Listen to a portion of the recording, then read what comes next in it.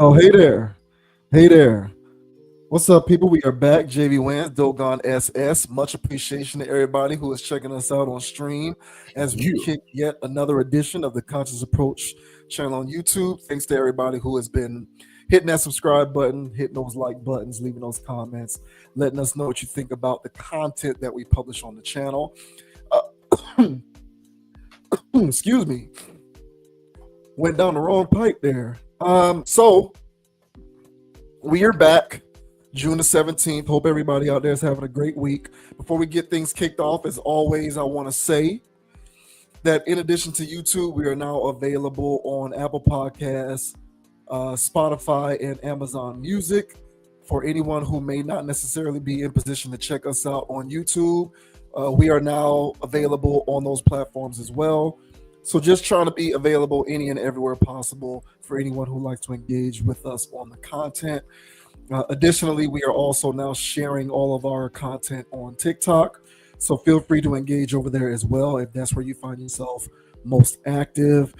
At Con Approach, CONAPPROACH over there on TikTok. So give us a shout out, give us a like, give us a follow over there on that platform as well. Also, to anybody who might check us out for the first time, this is how we like to do things. This is how we like to kick it. So if you are in appreciation of the content, or if you are not, but appreciate the grind and the work ethic, do your boys a big old solid, man, and subscribe to the channel. Hit that like button, leave a comment, and let us know what you think about the commentary in this or any other video as we continue to kick this logical content. Now, with that out of the way, we'll go ahead and get things kicked off. First thing that we are going to talk about tonight are comments that were made by one of everyone's favorite weirdo rappers today, Tyler, the Creator. But he is not necessarily trending because of comments that he made about his music specifically, but more so about the way that he prioritizes making music, which is to say, Tyler, the Creator cares more about making music than women. And he's made it clear to women themselves that women will never be prioritized over his music. Music will always be his number one. And if you want to fit into his life, you are going to have to, at best, be slotted at number two, because you will never overtake number one in his life, which is his music. So I thought that these were interesting comments. So we'll go ahead and provide a little context real quick before we get into our thoughts on what he had to say. So this says, Tyler, Creator, explains how he loves music more than he loves his girlfriends. Tyler, the Creator, is passionate about many things, but nothing compares to his love of consuming, making, performing, and celebrating music. It's been his main talking point as an artist for the past several years, and he feels physically unable to treat anything else so deeply. During a recent interview with Instagram Caught by NFR Podcast on Twitter, the Hawthorne native spoke on the role that music plays, has played, and will play in his life. He explained how his journey began for him and how he views it in relation to his personal life. That, for me, is not just looked at as a hobby, Tyler, the Creator, remarked. I didn't play with toys as a kid. I like CDs. So I loved it when my mom was like, we're going to so-and-so's house. I would love going there because then I would just sit there in their CD collection and just read the credits. Like, that was the greatest thing for me. From there, Tyler, the Creator, continued his passionate remarks by recalling how he would save up all his birthday money to buy CDs at Best Buy, Warehouse Music, and others. I love music so much, the former Odd Future leader shared, more than any girl I dated. They know, and I've told them, like, I like you, but you will never get in front of music, like, ever. And my mom told me the other day, that one girl, she was nice, but she couldn't understand that. My mom was like, I'll never get in front of the music for you. And, like, that's the real thing. So me making music would be forever, he concluded.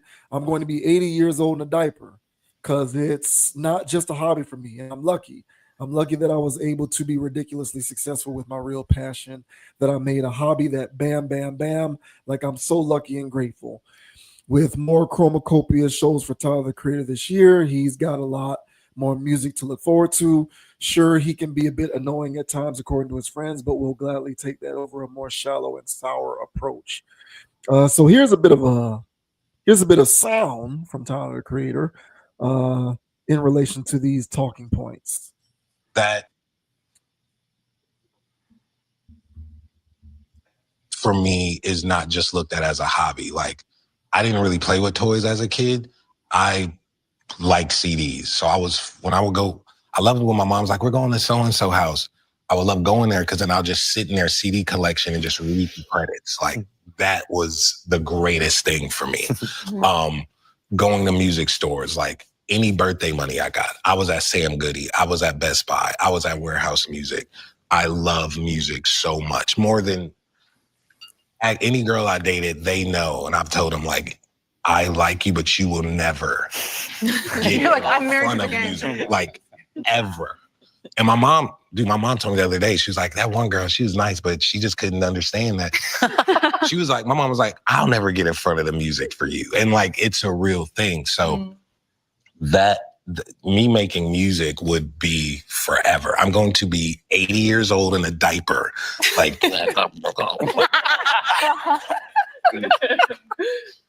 because it's not just a hobby for me. It's not, and I'm lucky that I was able to, like, be ridiculously successful with my real passion, that I made a hobby that bam, bam, bam. Like, I'm so lucky and grateful. I like that energy.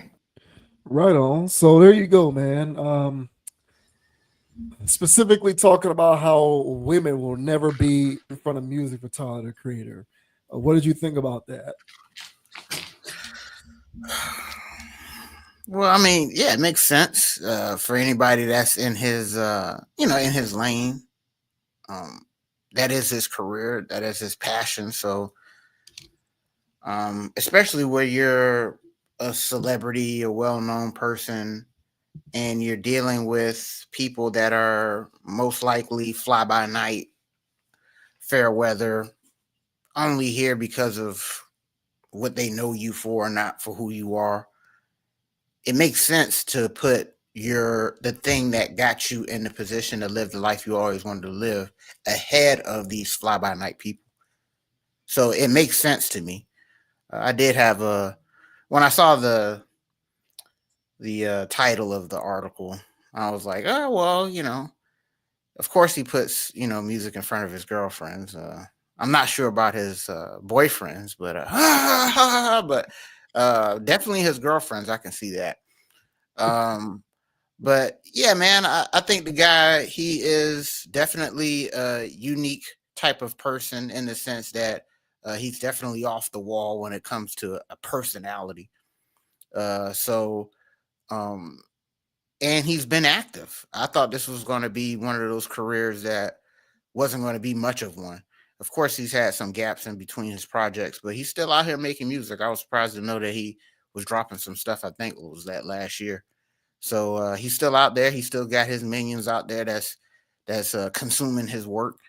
And yeah, I'm not surprised that he's putting his life, his passion ahead of other things. Especially, again, like I said, when you're up there and you're an industry person, because he is an industry man, and it's what's getting you paid. You better be putting that first, because if you put this profession on the back burner, or you put a person ahead of you that doesn't understand your life's mission, they could destroy your career. So him putting music first makes sense. But and I don't have any objections to that. Normally, I do have objections to something that Tyler the Creator says, or anything that these industry guys say. But nah, man, when you have a vision, a passion, a goal in life, you shouldn't put these, again, fly-by-night people ahead of that. Your passion should be what drives you. And if you feel as though that you're actually doing something positive with your music, or whatever it is that you're doing, you should be putting that ahead of lustful things. I say that. But what are your thoughts, bro? Of Tyler, the creator, around here putting over, music over his love life. What are your thoughts, bro? You raised a good point in making sure that it's clear that there is a difference between industry, celebrity world, and civilian life. Point well taken on that. I'm, however, going to I'm not I first of all, I agree with the sentiment of what he's saying, and what I'm going to do is I'm going to take his words and bring them into the civilian world, because I think that's where these types of comments are the most applicable and should be the most heated, especially for men. I what he's saying to me makes sense, because ironically, if you put your work and your passion and your life's pursuits ahead of women, then by the merit of you doing that organically, the women are going to be drawn and attracted to you no matter what. So even though you're not putting women first, that doesn't mean that you are sacrificing the obtaining of women in pursuit of what your life's work or your purpose is. It just means that by the merit of you prioritizing your life's pursuit, women are going to follow by default. And I largely think that remains true even to this day. Now, granted, things are a little bit wonky nowadays because, unfortunately, there are so many amongst us, and I'm speaking specifically about men, who allow their pursuit of women to be the driving motivation for why they do things. And I think because of that lack of appropriate prioritization in life, things are a bit out of touch. And I've said it before. Like, I've known guys who are struggling to pay bills and keep the lights on. And if you tell them to go and get a part-time job in order to meet that end, and even save up money to make investments so that they can, you know, buy this piece of equipment so that they can craft whatever it is that they like to craft, or maybe, save up so that they can get a vehicle that can take them from point A to point B in terms of attending a class or a workshop or an apprenticeship that will best put them in position to be able to easily keep the lights on. It's like they're demotivated if you approach them from that standpoint. However, if you tell them that by going to get this part-time job working at this place, that there's going to be a whole lot of 304s in there, Yeah. suddenly they become super motivated, because it isn't necessarily about inherently being able to keep the lights on, but about being around the company of women. And I think that variety of being a slave to vagina has caused men to cede a lot of their power in society, because you can't, for a large chunk of today's modern man, being able to motivate them to singularly advance and be better and increase their position in society isn't enough to convince them to get up off the couch. Rather, what you have to convince them of is by getting off the couch, they'll be able to get some women. When really it should be reversed. And it should be that by getting off the couch, pursuing your life's mission, and really getting into it with some discipline, the women are going to fall in line as a result, because they will be inextricably bound to a man who is pursuing his purpose. So I take those lessons away from what Tyler the Creator had to say. And I do think to a certain extent it does apply in celebrity industry world, but only if you're someone who is in that space and you truly are valuing connections with real people. But as you put it, if what you're valuing is connections of the superficial variety, then of course those lessons mean less, because if you're in that space, whether you're putting women above your life's pursuit or not, those superficial connections will always be there no matter what you're doing. But if you are pursuing genuine connections with genuine humans, women included, if you're a guy and that's the orientation that you fancy, I do think that there's a lesson to be had from that, which is something that's never really gone away. I do think it still applies, which is be on your square and be on your purpose, and the women will naturally fall in line, because in my opinion, that's their natural vibrational energy set, which is to be bound and drawn to a guy who doesn't prioritize women singularly. But a lot of guys don't understand that, and some of it isn't their fault. A lot of us are just socially conditioned via the exorbitant amounts of media that we consume to prioritize the pursuit of women over everything else. So for Tyler the Creator, as odd and quirky as he may be, oh, and by the way, um, out of reverence to him in the current musical landscape, I actually tried to give that Chromacopia album a try. It's Can't terrible. do it. I can't do it. I can't do it. Maybe I'm old. Maybe it's because I'm old. I don't know, man. But I just hate the way it sounds. It ain't for me. It ain't for me. But listen to all of the media outlets and the people who review this music. It was a work of art. It was It's a genius classic. music. Yeah. It's a classic. You know? Yeah. Let them tell it. Yeah, let them. It was, and that's definitely what they told, that it was classic. So, be that as it may, for him to be able to properly prioritize relegating women to second or even third fiddle in favor of creating music is something that I can get behind, even if I am not a fan of his music necessarily, and I don't know him from a can of paint. So he very well could be somebody who's only into superficial relationships.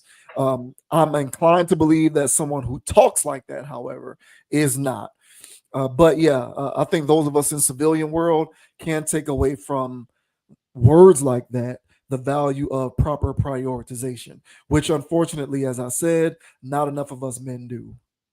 Yeah, I think the big takeaway from this is that even though he is part of the industry and part of the weird, um, there is what he's saying here does have merit in the civilian world, especially the fact where he's saying that he's also acknowledging the fact that he's lucky to be dealing, because everybody loves music. Yeah, right. Everybody's not good at doing music, but everybody loves music. So everybody was doing that, looking at CDs and Yeah, stuff. yeah, Everybody did that. That was not a unique experience for him. So for him to acknowledge the fact that, hey man, I got lucky in the fact that I was able to actually turn this into a lucrative career. Yeah, man, acknowledge that. And I think I mentioned just before is that this is also one of those things. Um, one of the parts of the American dream that's been sold to people, much like go to college and get a good job, is that you're going to always be getting paid off your passion. And that's not always true. It'd be great. You'd be very fortunate to get paid off your passion. But for the overwhelming majority of people in America, they won't. You can make money off of your passion, but will it be able to be enough to sustain your life and your family's life and be a legacy thing? Not everybody has that benefit. So being able to acknowledge that is also important, for anybody that's privileged enough to be making money off of what they love to do.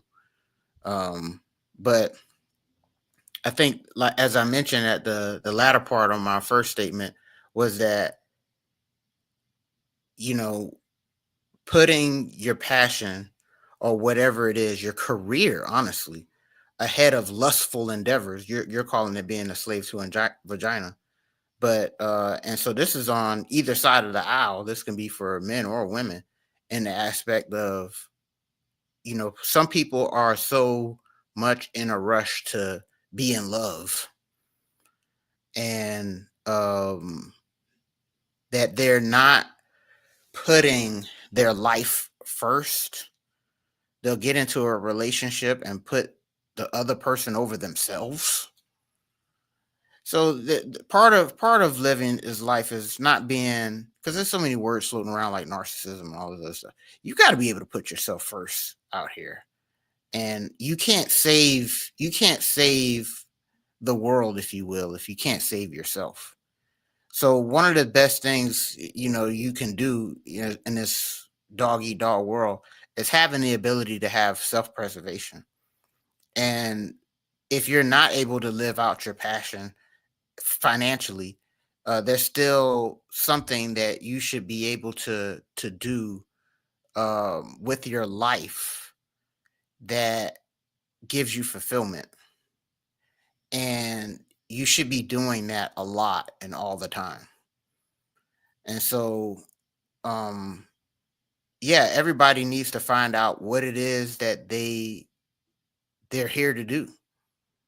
And again, not everybody, what everybody's here to do isn't always going to be a lucrative financial thing, but you're going to have to find out what it is you're here to do.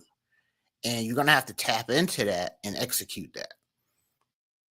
And that is more important than finding love, air quote. Because in the pursuit of going through your life's mission and your passion, you'll be able to find that person that you connect with and resonate with on a true, genuine level. And because you didn't meet them while you were out there in the streets doing something that you weren't supposed to be doing. And that's when you get into these lustful situations and these people that are narcissists, that are trying to tear you down. When you actually try to go in the direction of your goal and your passion, they're saying, why are you going over there? I met you over here.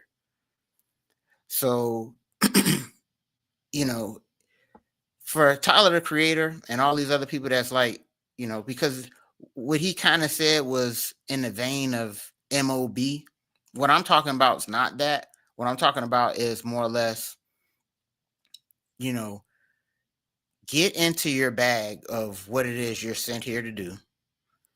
It might not pay you, but who cares? Go ahead and do that. And step into that pocket and live that out.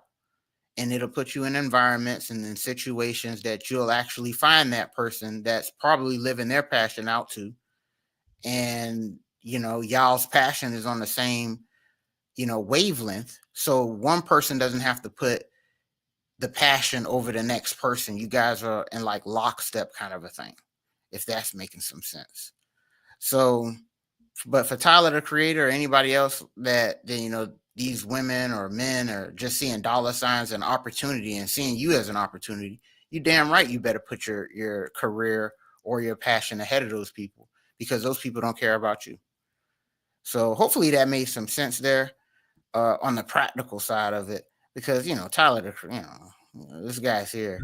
He's a Holly weirder, you know. All of his stuff that he does is not for me, because I remember back when we was in college, bro, and they was hitting the scene. I didn't care for any of this stuff. The only person in that group that I thought, and it might be a hot take in their community, but I thought Earl Sweatshirt was the best one of the group. He was the most normal one, and I liked his rapping better than everybody else. But yeah, like you said, man, let the streets tell it. Tyler is the best, and he's cooking up classics. So, but yeah, man, live out your dreams, man. And who cares if it pays or not? Just do your thing, man. And if nobody believes in it, you better damn sure will. So yeah, man, that's what I gotta say about that.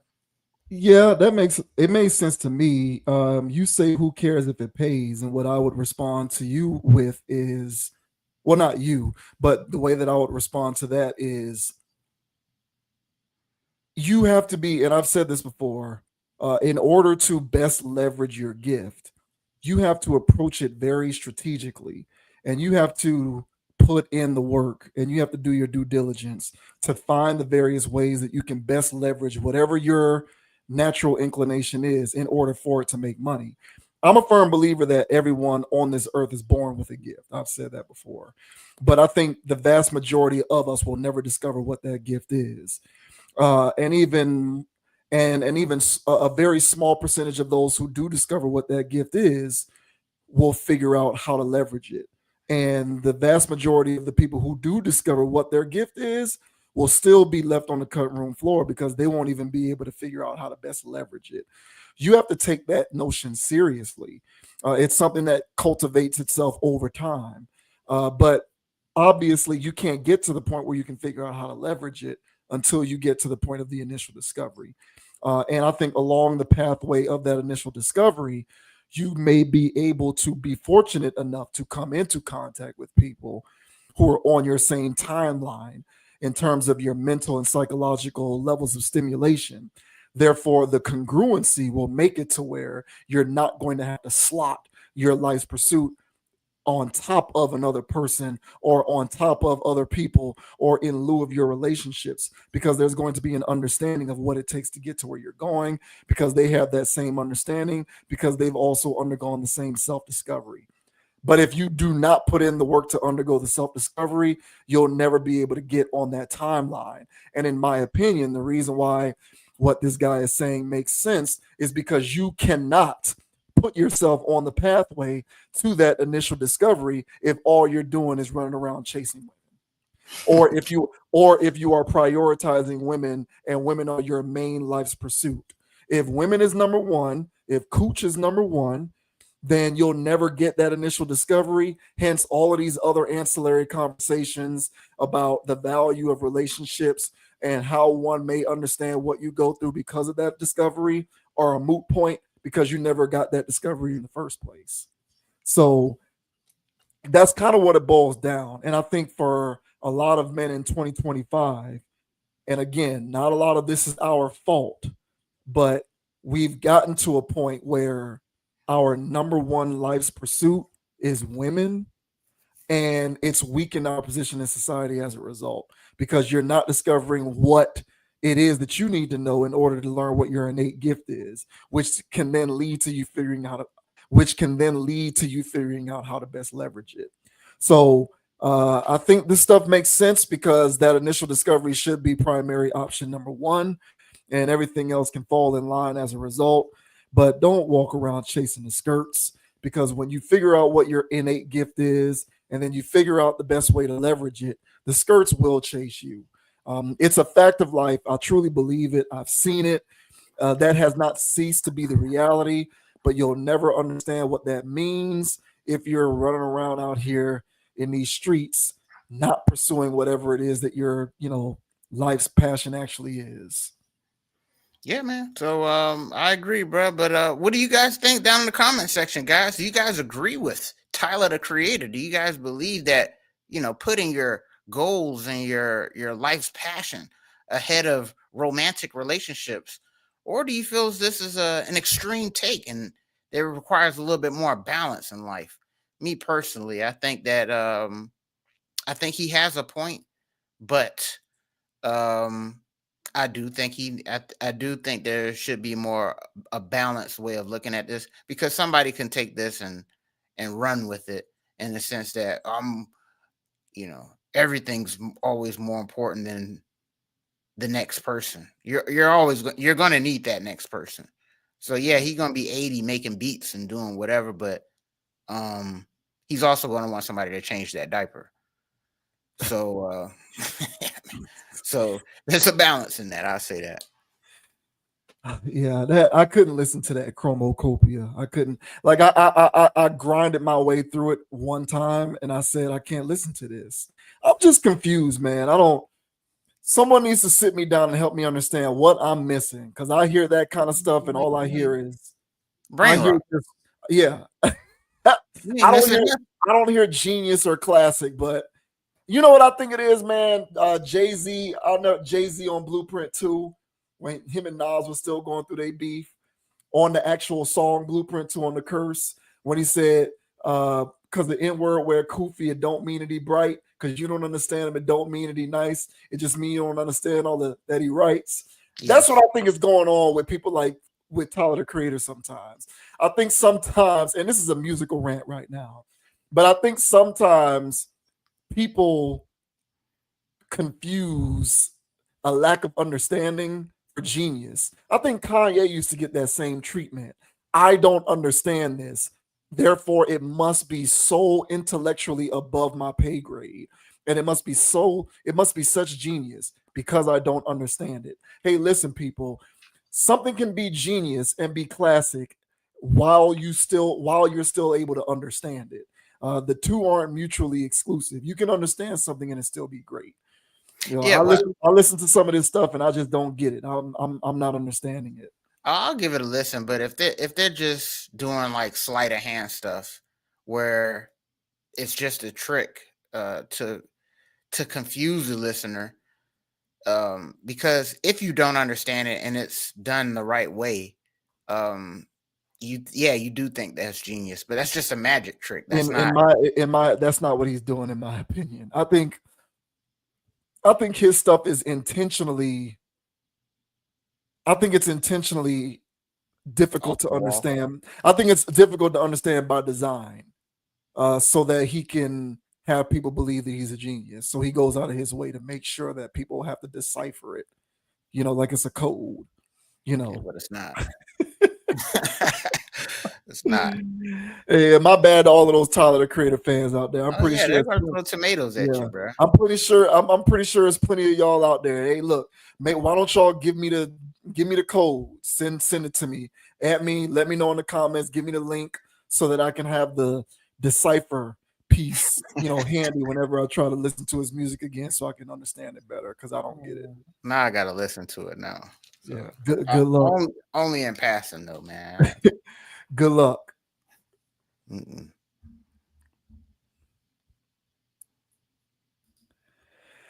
And now on to Duke Dennis. Duke Dennis is a very popular streamer. We've talked about Duke Dennis on the channel before. I think the last time we talked about Duke Dennis, he was responding to another streamer, Black Boy Max, who said streaming is harder than working a 9-to-5. And Duke Dennis responded to that by saying, no, it isn't. You should have some perspective. Those are stupid comments to make. Streaming is not harder than working 9-to-5. And now Duke Dennis is once again going semi-viral for revealing that from here on out in his personal life, he makes use of NDAs because, he's at a point in his life where privacy is of the utmost importance. And, whenever he meets women, they got to sign an NDA, and he keeps NDAs on deck. And he says it's a crazy game out here, so he's just got to play the NDA game. So this says, Duke Dennis says women he dates must sign an NDA. It's scary out here. Popular streamer and content creator Duke Dennis is setting strict new boundaries when it comes to his personal life. In a recent stream, the AMP member revealed that moving forward, any woman he interacts with in person will be required to sign a non-disclosure agreement.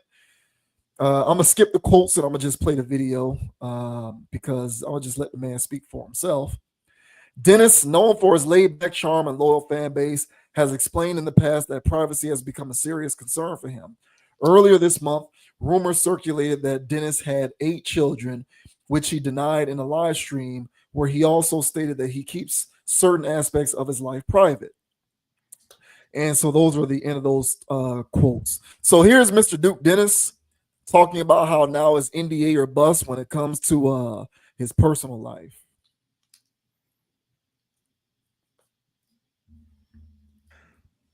Bro, I ain't gonna lie.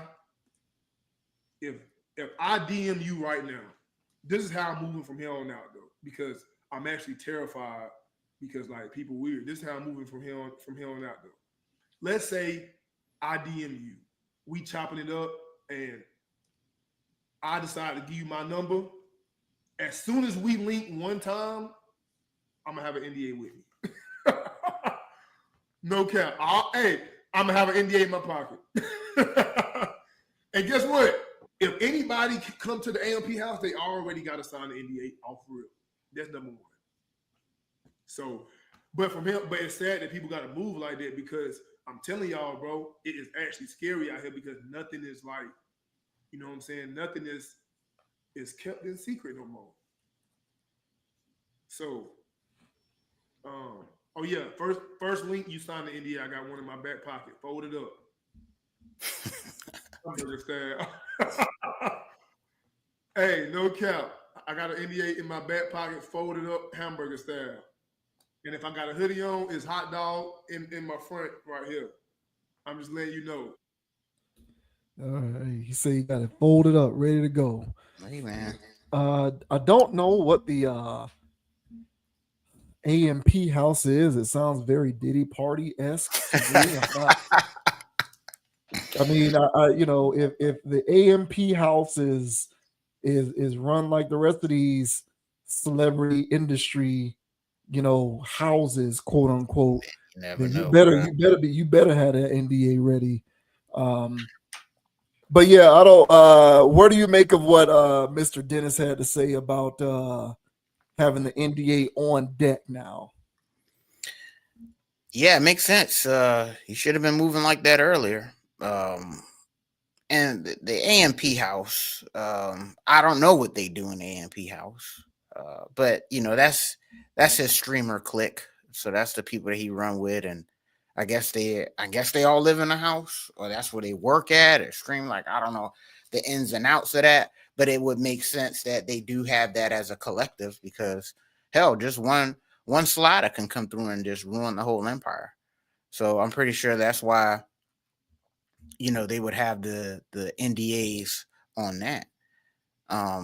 But individually, if I were Duke Dennis, yeah, unfortunately, I would have had to employ this tactic much earlier, because over the past month or so, it's probably been dragging on maybe a little longer than that. But yeah, man, the internet's been interneting, and just doing deep dives on this guy and his baby mamas coming out, and posting pictures of potential baby mamas with babies, and he's sitting there denying all this other stuff. So he had a whole slew of things coming out. Baby mamas on the phone with other baby mamas saying that, oh, he said he only had. It was a mess. And so he got himself in a situation that he said that he didn't want to be a part of. He wanted to keep his private life private. I'm seeing people talk about, like, oh, he wanted to keep it private so he can keep sliding. It doesn't matter. These girls that know that he got potentially 8 baby mamas, that's not going to stop the new sliders from sliding. No, it isn't. Right. So for him to be, oh, he wanted to keep it private so he can do whatever he wanted, that's not a thing. Some people want to keep their private life private. Now, if he wanted to keep the fact that, he's not as involved or whatever private, that's another discussion. But you still would, like, on the surface, want to respect somebody's. You would think you would respect somebody's privacy. But when you're on these streams, you're dealing with all of these kids, bro. You're dealing with all of these people who enjoy interneting, who enjoy trolling. That's the world he lives in. And so, at some point it was going to come out that he lives like this, at some point. So yeah, man, it makes sense for him to have these NDAs on deck.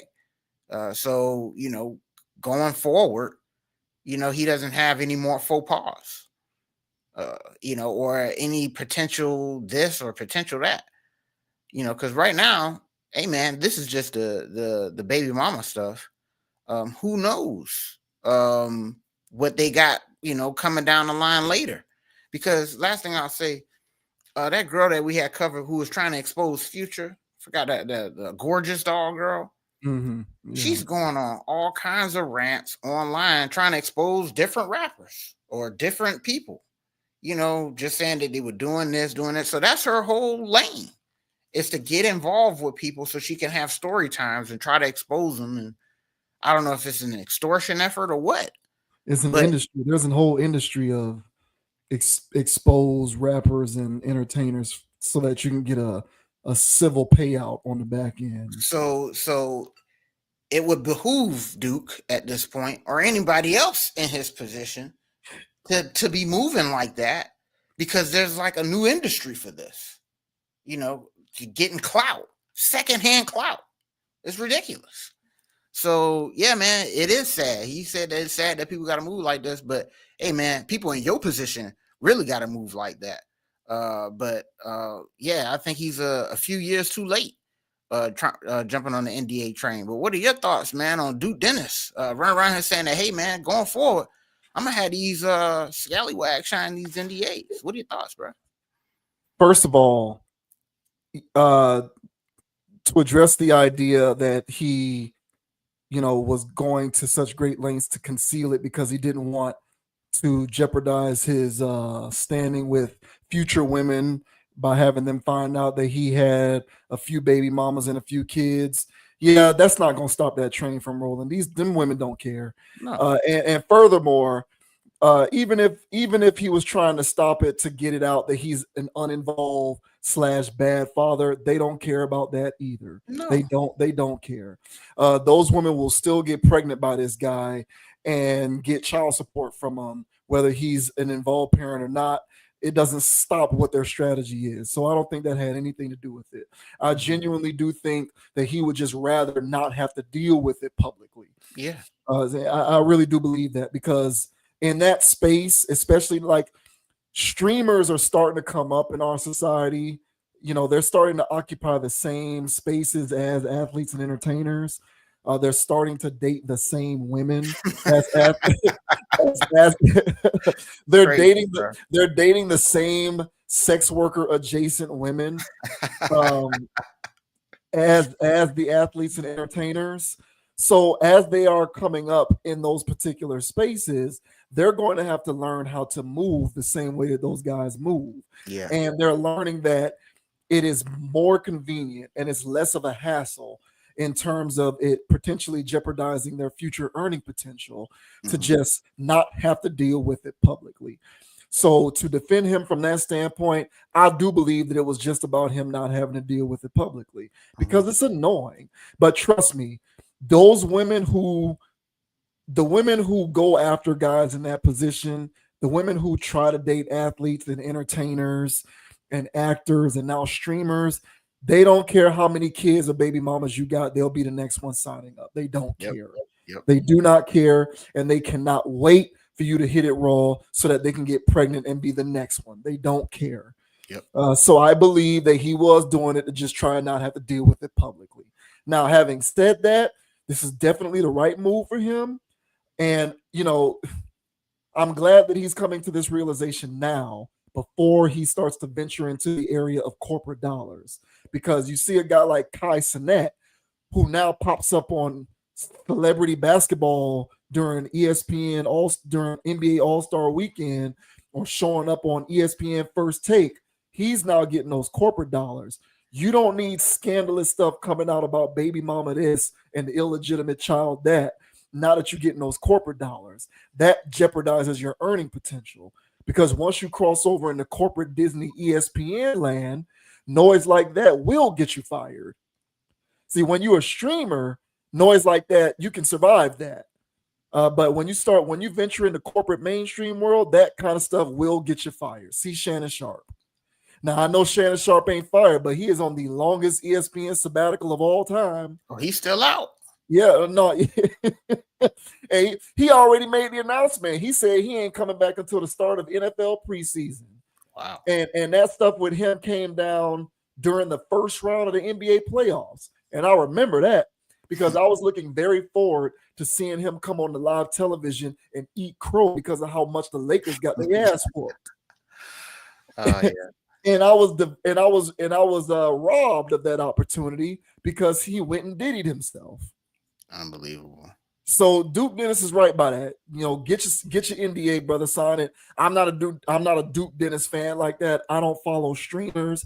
I don't know about that world necessarily. But what I am in favor of is young black people getting money, not having to come up out of that money for dumb stuff like public scandal with women or men if you're a female. But this is the kind of stuff that mostly happens to men. I'm just not in favor of that. And Duke Dennis is, by all appearances, getting money. It would piss me off beyond belief to see him have to come up out of that, or see him sacrifice any earning potential in the future, or not be able to capitalize on any future opportunity because he's viewed as toxic or radioactive because of some scandalous, ridiculous personal situation that spilled over into the collective consciousness. And people like I'm gonna bring these people up again. People like Zion need to take a note from this. Well, who did we talk about recently? Stephon Diggs. Take a note of this, bro. You know what I'm saying? Tyreek Hill. Take notes, bro. I don't care how much that chick has convinced you that she really cares about you. If you scorn her enough, you're going to pay the price for that, unless you put protections in place to ensure that that cannot happen. And you have the power to do it because you're the one with the wealth, you're the one with the generational money, you're the one with the stature, you're the one with the position of influence. But is she going to refuse to be with you because you made her sign an NDA? Of course not. She's going to accept your terms.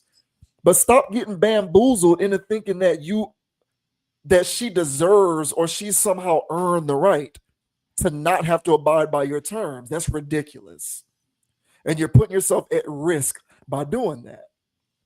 Now, and that's the kind of silly judgment call that these guys make time and time again. And it just annoys me because it's like, bro, don't jeopardize a $60 million bag over being on a yacht with a pink substance and a bunch of streetwalkers. Streetwalkers, bro. And it's like, again, I'm not trying to engage in righteous indignation.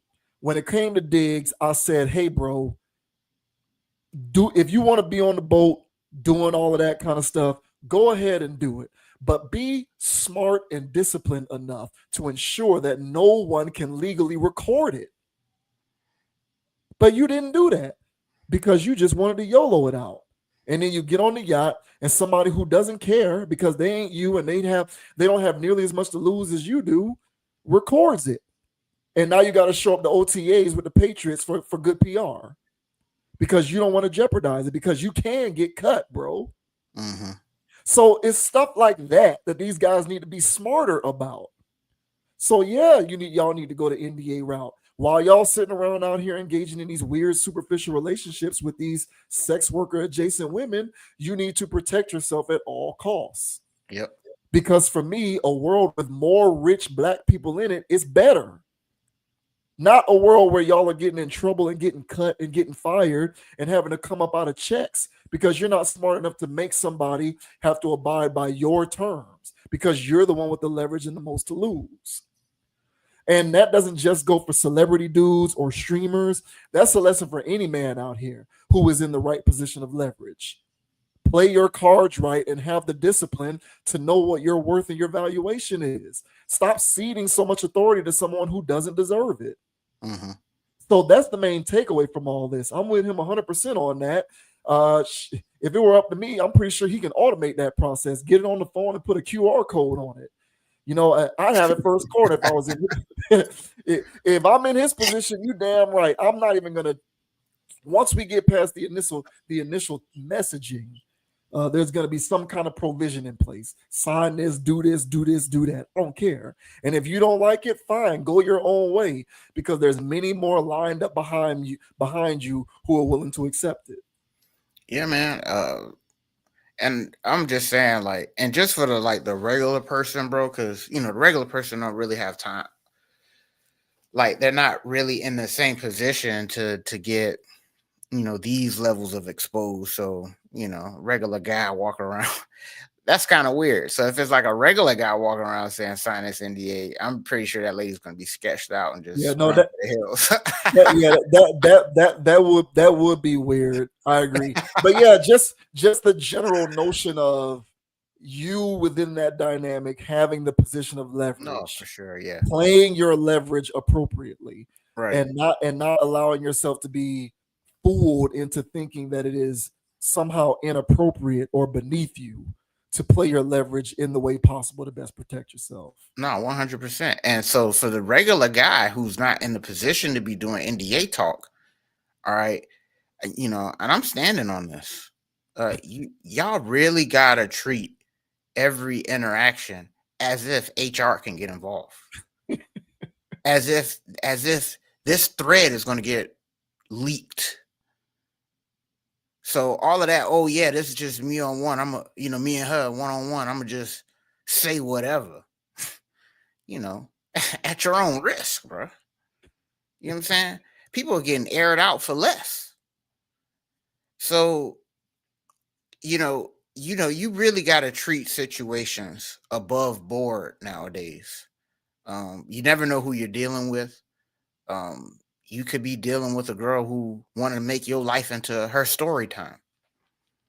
Now she got a whole story time thread on her social media page talking about all y'all drama and everything that you done did. And so if you're treating everything as if HR can get involved and you're keeping everything above board, you're not oversharing, you're not over talking, you're keeping everything in pocket. You know what I'm saying? You're just, you still can be yourself, but at the same time, man, I'm seeing too many people out here on a regular basis, just going through stuff online that they don't have to. And these are regular people, and because not everybody, but a large majority of people being entertained on the internet is them watching messy content. Yeah. And if you're the messy person of the week, people won't forget you. They're not going to forget about that girl who told that story time. It's going to go blah, blah, blah, blah, blah.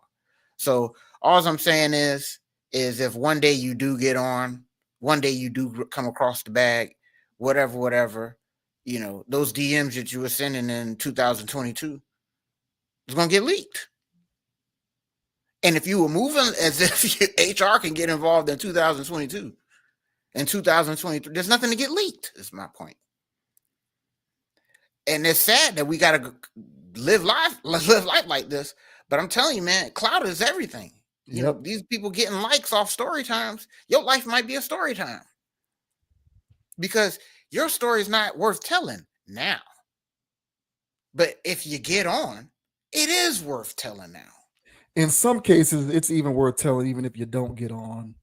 Like I've seen a lot of men specifically just go through all kinds of unnecessary changes online for stuff that they could have, for things that they were well in control of. Yes. By not doing as much pillow talking. Yes. Are they a celebrity and so it wrecks a contract or $1 million check? No. But does it make things inconvenient for them severely? Yes. I would say. Especially with their personal life. Yeah. And it's just like, bro, you don't need to be dealing with that with someone who isn't connected enough with you to respect you enough to not take it there. So it's just like, bro, you need to conduct yourself accordingly. So that's where the extrapolation to the regular civilian world comes in. It's just knowing how to properly play your leverage, because it can happen to anybody.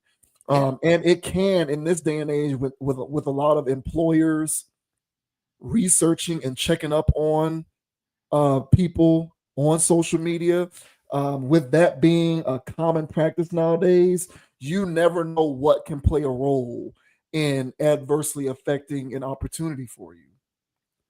Anything can come out there and affect it. So you just want to be able to protect yourself from it. Yeah, man. So you can't let it fly anymore. You can't just, hey, man, I'm gonna shoot a Hail Mary. You might not want to do that. You might not want to do that anymore.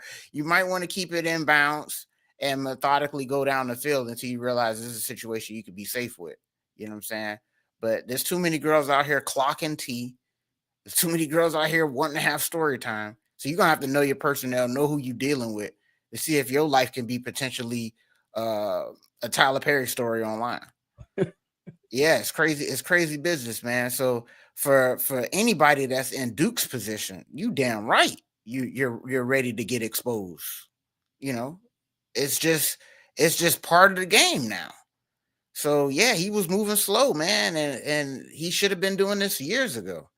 But hey, man, they live and they learn, man. But this is also, like I said, man, just a warning for all people, man, to move smarter in life. Yeah. Just move smarter, man, and understand that everybody out here ain't your friend. Everybody out here don't have your best interests at heart.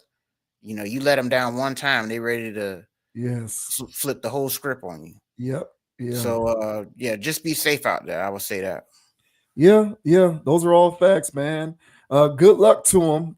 Again, I don't follow streamers or nothing like that, but it just, it strikes a chord with me to see people in his position forfeit potential opportunities in the future because of messy personal situations. So, if in order for him to protect himself from that possibility, he has to take this measure. I don't blame him one bit. And I think that other guys, I think there's a lot of guys who are in that spot who want to do it, but they're afraid. They feel like if they do it, you know, they're going to disappoint the girl, or they're going to let people down, or ruffle feathers. They don't want to hurt nobody's feelings. They don't want to step on no toes. It's like, bro, you have to leverage your position as best you can. You're the one with the most to lose, not them. Right. And that has to be priority number one. And you don't have to be a celebrity or a streamer. You can be a doctor. You can be an attorney. You can be a business owner. You know, you just got to be able to do that. And you have to be able to be courageous enough to do that. So I don't fault him one bit, man. And, you know, I can only imagine what goes down in the AMP. I could only imagine what goes down in the AMP house. You know, I've seen a couple of video clips from Streamers University, and that looked like a cesspool that required NDA signage. It was Dittler-esque. And yeah, they be having a lot of you know, Kai Sanat. He be having a lot of those sleepover type situations. You know, Kai is really out there. Yeah, he is really out there, man. So I'm pretty sure there's a lot of NDAs swirling around that guy. Yeah. But yeah, man, surprised that this guy Duke wasn't, man. But hey, man, you live and you learn. You live and you learn. Yeah. Good luck to him, man. You know, shouts out. I am pro NDA. I am pro NDA. Crazy.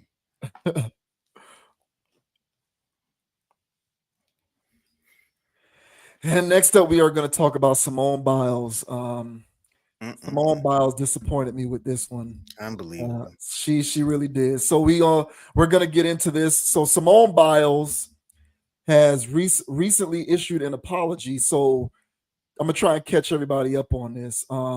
There is another former swimmer who goes by the name of Riley Gaines. Riley Gaines is someone who publicly advocates on behalf of transgender athletes not performing in the sport that they transition to.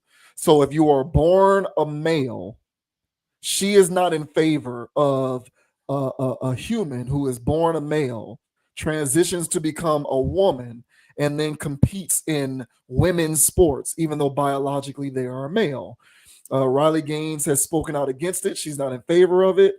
And during a recent instance in which Riley Gaines made a comment on Twitter in relation to the result of a sporting event in which that happened, Simone Biles went off on her. And then, basically Simone Biles, called her out her name, essentially. And then as a result, afterwards, Simone Biles apologized for doing so. So this says Simone Biles issues public apology following comments on trans athletes. Simone Biles has issued a public apology to Riley Gaines. I've always believed competitive equity and inclusivity are both essential in sport. The current system doesn't adequately balance these important principles, which often leads to frustration and heated exchanges, and it didn't help for me to get personal with Riley, which I apologize for. These are sensitive, complicated issues that I truly don't have the answers or solutions to, but I believe it starts with empathy and respect. I was not advocating for policies that compromise fairness in women's sports. My objection is to be singling out children for public scrutiny in ways that feel personal and harmful. Individual athletes, especially kids, should never be the focus of criticism of a flawed system they have no control over. I believe sports organizations have a responsibility to come up with rules supporting inclusion while maintaining fair competition. We all want a future for sport that is fair, inclusive, and respectful. Biles 28 raised some eyebrows when she reacted to Gaines' comment about the Minnesota State High School League winning a championship. Comments off LOL, to be expected when your star player is a boy, said Gaines, who has advocated to keep biological men from competing in women's sports. Biles decided to weigh in. You're truly sick. All of this campaigning because you lost a race. Straight up sore loser, Biles wrote on X on June 6th. You should be uplifting the trans community and perhaps finding a way to make sports inclusive or creating a new avenue where trans feel safe in sports. Maybe a transgender category in all sports, but instead you bully them. One thing's for sure is no one in sports is safe with you around. Damn. So those were the comments that Simone Biles made that she eventually apologized for. It didn't take long for the criticism and backlash to start, with dozens of people expressing their differing opinions on Biles' social media accounts. Following her public apology, Biles received mixed reactions.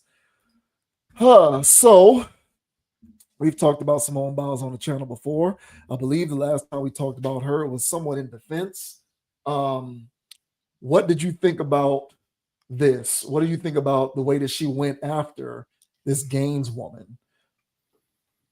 You know, I thought, you know, I thought that she would not get involved. I would say that. This kind of surprised me, but it doesn't. You know, when you're dealing with these high-end people that are very much up there and rubbing these elbows, attending these gatherings. Yeah, man, they they seem to all be parroting the same talking points. And it seems as though if you're parroting those talking points, you seem to have favor with those people in those groups. So I didn't take her for one of those people. I figured that if you're just some gymnasts, they don't have time for that. You know, they normally deal with the streamers. You know, they normally deal with the rappers, the actors, you know, the Tyler Perrys. They deal with those people. But, you know, I didn't really take gymnastics as a area. For her to come out of left field and attack Riley Gaines on a post that wasn't added at her. Okay. For her to just search and find this and just pounce on it at an opportune time, she felt to galvanize people behind her and show her alliance. Yes. To me it felt like a socially political play, so she could gain social capital. That, hey, I'm an ally with this group of people over here. All right. She may claim to be straight herself, but that doesn't take away the rights of those people over there that are doing that over there. So for her to be doing that, I felt as though some people said that it was performative. I 100% believe that it was performative. Performative activism, performative caring. It didn't seem authentic at all. So that's the part about it that felt like, well, I don't know if anybody directly put her up to this. I don't know if anybody said, hey, go attack Riley Gaines. I doubt it. But I do believe there was a battery put in her back to be doing stuff like this, to take an opportunity to do something like this. I do believe that.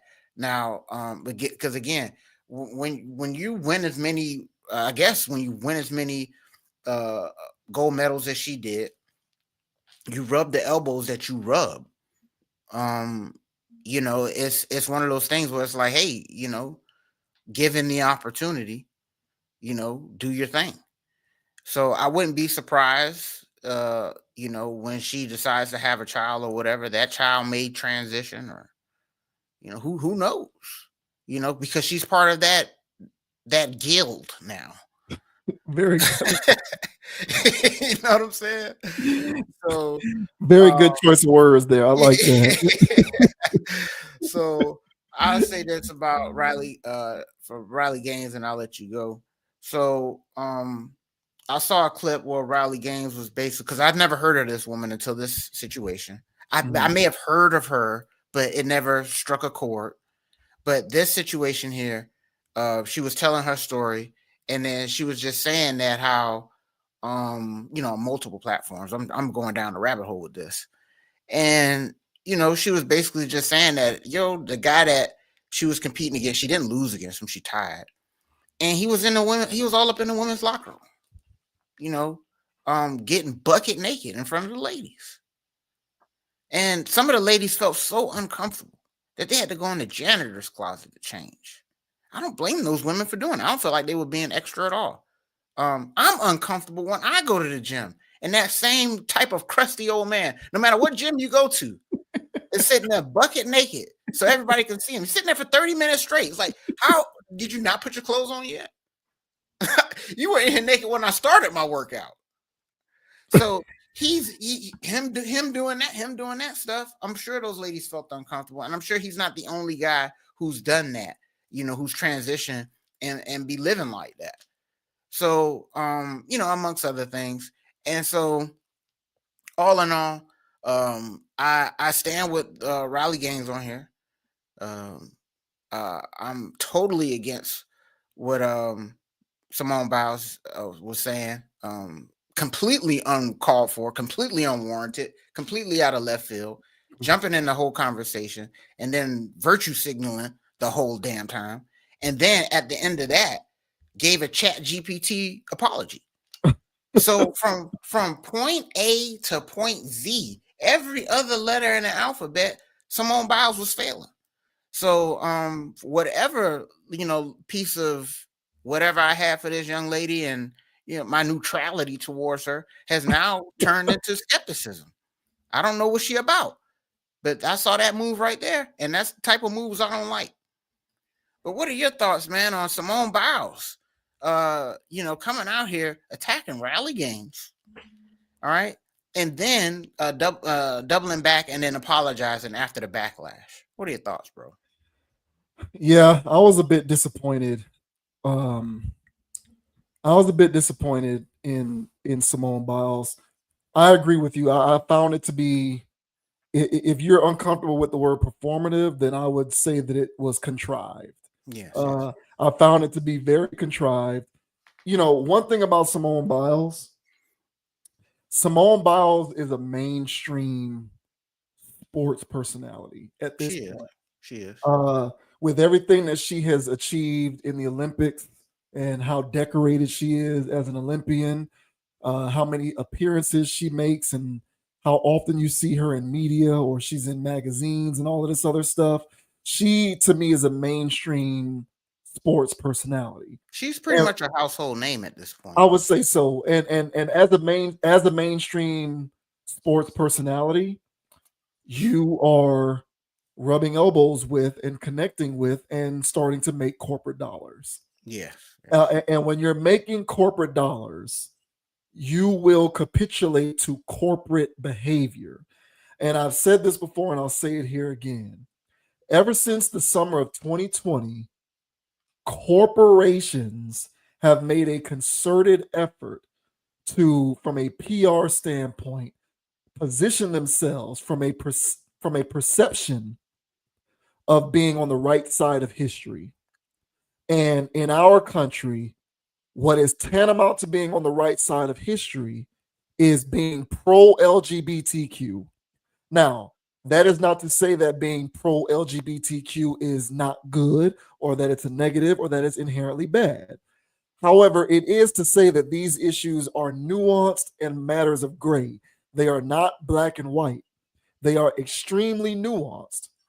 But what has happened is, in order to be perceived on the right, in order to be perceived as being on the right side of history, you have to take the extreme pro position without acknowledging any of the nuance. And if there is any individual or entity that dares to try to acknowledge any nuance, you get thrown into the category of being a hater. Or in the case of Simone Biles, the word she used was bully. Now, I myself, like you, did a little grave digging on previous statements made by Gaines. I didn't really see anything that amounted to what I would call bullying. Right. I don't know where I didn't see any of that. And even if you look at this, even if you read her quote here, she said comments off because she already knew what would come by making this. So she turned the comments off on the post. And then she said, to be expected when your star player is a boy. How that is bullying is beyond me. But that's the thing about it. Simone Biles is lockstep with her corporate persona. And when you are having to balance your corporate persona, you are going to have to parrot the corporate speech, which means anything that is laced in any sort of nuance, you have to categorize as whatever extreme adjective you can think of. She used the word bullying. Other people bring in the word hate or homophobic or intolerant or transphobic, bigot or bigoted or whatever the case is. And the ironic thing about these polarizing conversations is it really exposes the fact that so long as a person believes that they're on the side of righteousness, they can be just as guilty of the same closed-mindedness as the other side, but because you're on the side of righteousness, your closed-mindedness is permissible. Correct. So if you're on the extreme end of the pro-LGBTQ argument, you can shame, blame, deflect, and ridicule somebody who has an opposing viewpoint to yours. But it's okay for you to do that because you're fighting on the side of righteousness. Correct. And if I dare to bring up any nuance when it comes to the conversation, you can come at me with that same level of dogmatism, and I'm going to have to just relent and accept that as the environment because I'm apparently on the side of being wrong.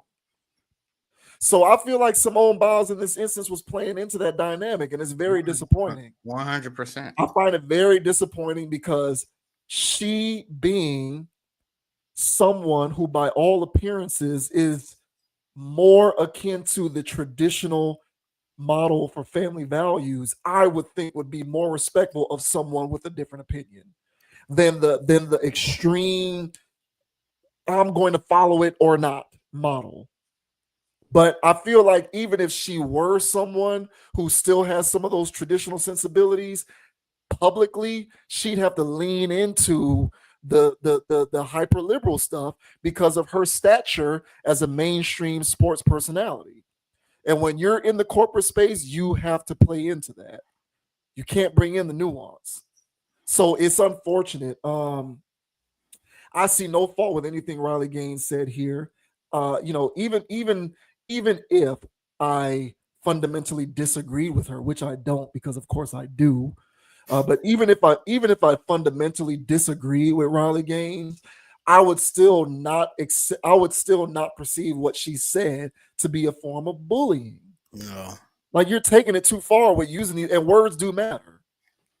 So I don't know, man. Simone Biles is now on my sharp radar. It's crazy. Previously I said to myself, she seems like she's on the straight and narrow. She's proudly in her feminine energy, proudly married, proudly embracing traditional sensibilities. And even if she was an ally, see, you can do all of those things and still be an ally. That's the funny part. Right. You don't have to go completely full board. You're a hater if you even bother to acknowledge any nuance. A bully. Yeah, that's crazy. But because she chose to go that route, I now have to be mindful of public statements that she makes or moves that she makes because she is, infringing on the territory of being someone who routinely engages in dangerous rhetoric. And, her apology notwithstanding, I don't care about the fact that she apologized. I think the initial thing that she did is truly where she is at this moment in time. Yep. And the sad part about all of it is she came out that loud, that wrong, but she thought that the streets was going to applaud her for this, and she thought that she was going to be held up, and everybody like, yeah, you get her, Simone, you get her, Simone. And it was the complete opposite. I saw more backlash than I saw praise. I saw actual men of the community attacking Simone Biles about this, because there's men in the community that don't agree with this.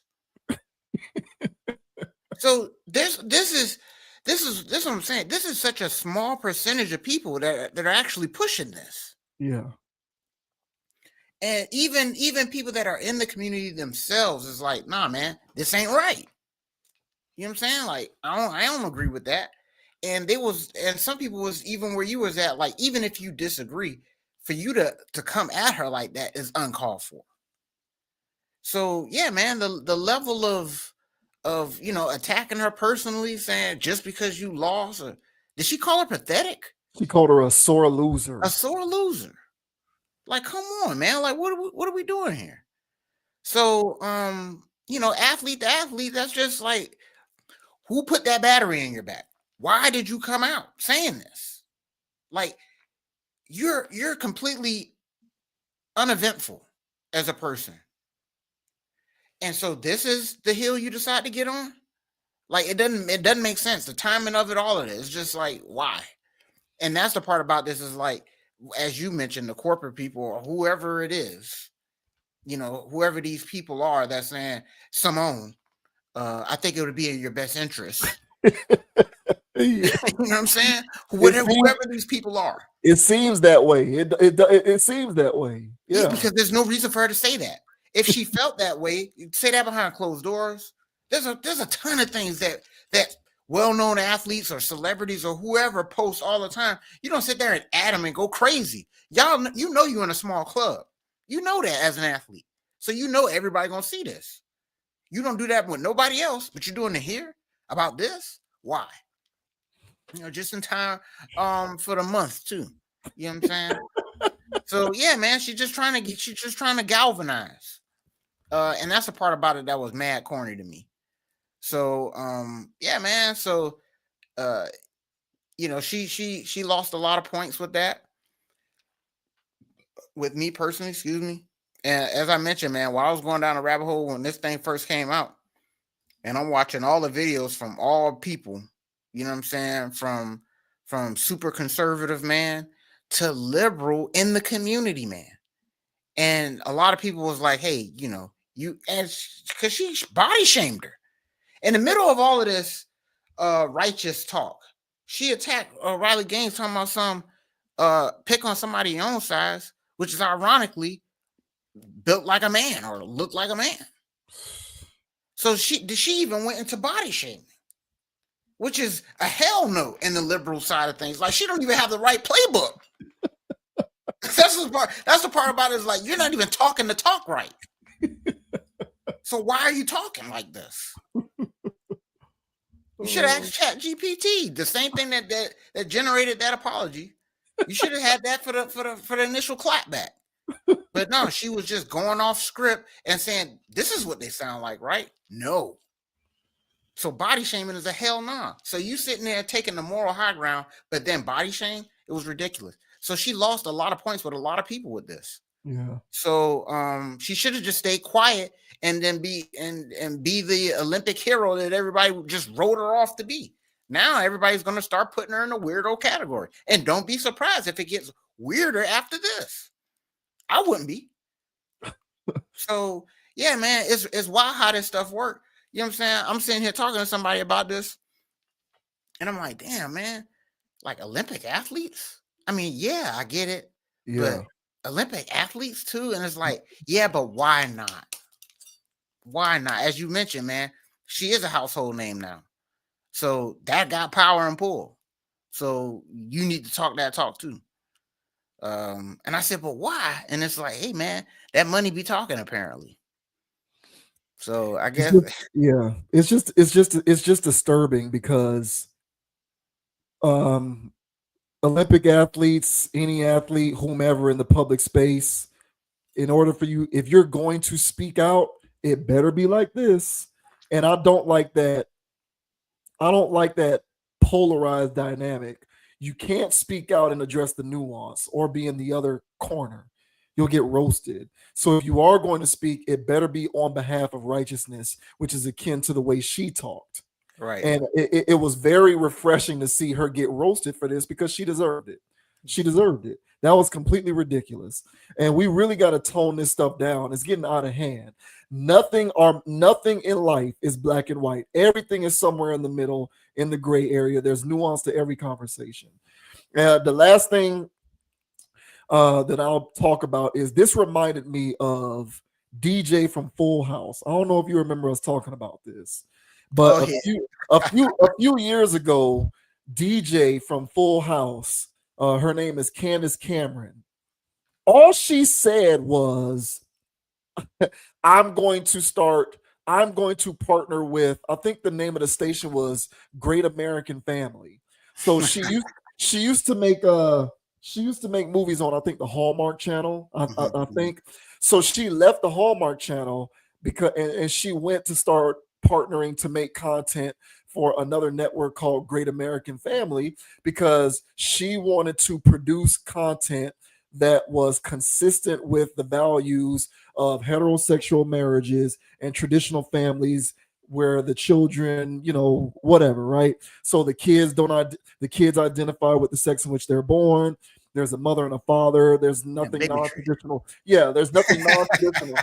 Like she didn't get into the weeds talking about how doing the opposite of that is wrong. She just said, I care about this, and therefore I want to produce content like this. So I'm going to Great American Family because I want to be a part of producing content for Christian families, essentially is what she said.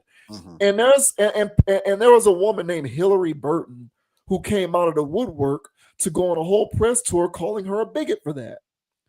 And I'm sitting around going, how is she a bigot by not even addressing the stuff you believe in? She addressed what she believes in, which is, I care about traditional family values. I want to produce content about that. Is it wrong for her to care about that and want to produce that kind of content? But in this particular climate where these corporate dollars are being funneled into that direction, if you publicly talk about that, which to me is the nuance, it means that it means that you are opening yourself up to being called a bigot because of that. And that to me is insane. Like, she didn't say I'm anti-LGBTQ. She didn't say I'm anti-trans. She didn't say I'm anti any of that stuff. And I mean, if you want to infer that she is like that based upon what her values are, okay, well, you can infer that about everybody walking on this earth because everybody has a set of values that they believe in. So you can make that inference literally about all 7 billion people walking on this earth. But if you choose to target somebody because of this particular value set, it just shows the kind of climate that we're in where you cannot address the nuance without being ridiculed for it. Yep. And that to me is insane. But that's what this reminded me of, because all this girl said was that the other team won because their star player is a boy, which also happened to be true. Right. So I don't know where we're going with this stuff, but 1,000 lashes for Simone Biles on this. I'm not rocking with her on this at all, and I hope she learned her lesson. Yeah, man, I forgot to give her lashes. I agree, bro. 1,000 lashes for Simone Biles on this. But yeah, man, it's wild. But I do agree with the internet making her step off that. And there's a way to do this. As crazy as it sounds, Simone Biles did have a lane to out Riley Gaines and make her look like the crazy person. She did. But she stood a little bit too tall on that hill and was barking a little bit too loud, and she didn't know how to do it. Which again speaks to my point of, if you don't know how to do it, don't do it. You don't even know how to talk the talk. Because there's a way that she could have really made Riley Gaines look crazy for saying that. But she didn't. But as you mentioned, man, these extremist views, there's nothing really subtle about it. I mean, it is just in your face, just wild talk, and it's extreme. So, and there's no nuance. So, yeah, I guess she thought that's what the playbook called for, but it just wasn't. So, big ups to the internet. Big ups to the internet of bringing this back in. But yeah, man, I think she's on everybody's watch list now. I think she's on everybody's watch list, because I saw black women, I saw everybody, the whole spectrum. Yeah, the whole spectrum was not feeling this. So I was surprised she even apologized too. Like I was even surprised she did that, but she did. But it was on deaf ears over here, man. On deaf ears. Yeah, I don't care about the apology, because to me she already did the thing that's the problem. Yep. So I don't care about the apology. Oh well, it is what it is with Simone, man. But I'm not with her on this, as I'm disappointed, and I fully expect to see her in the near future hosting her own show on the Bravo network. Yep. Because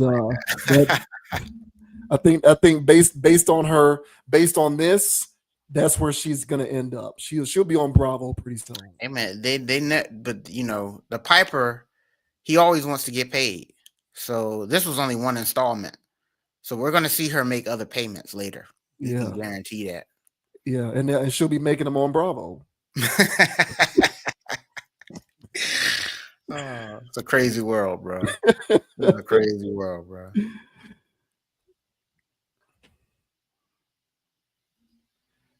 All right, and now we're gonna talk about Stack 5, who is it's the Steven Jackson qualifiers friend of the channel. Absolutely.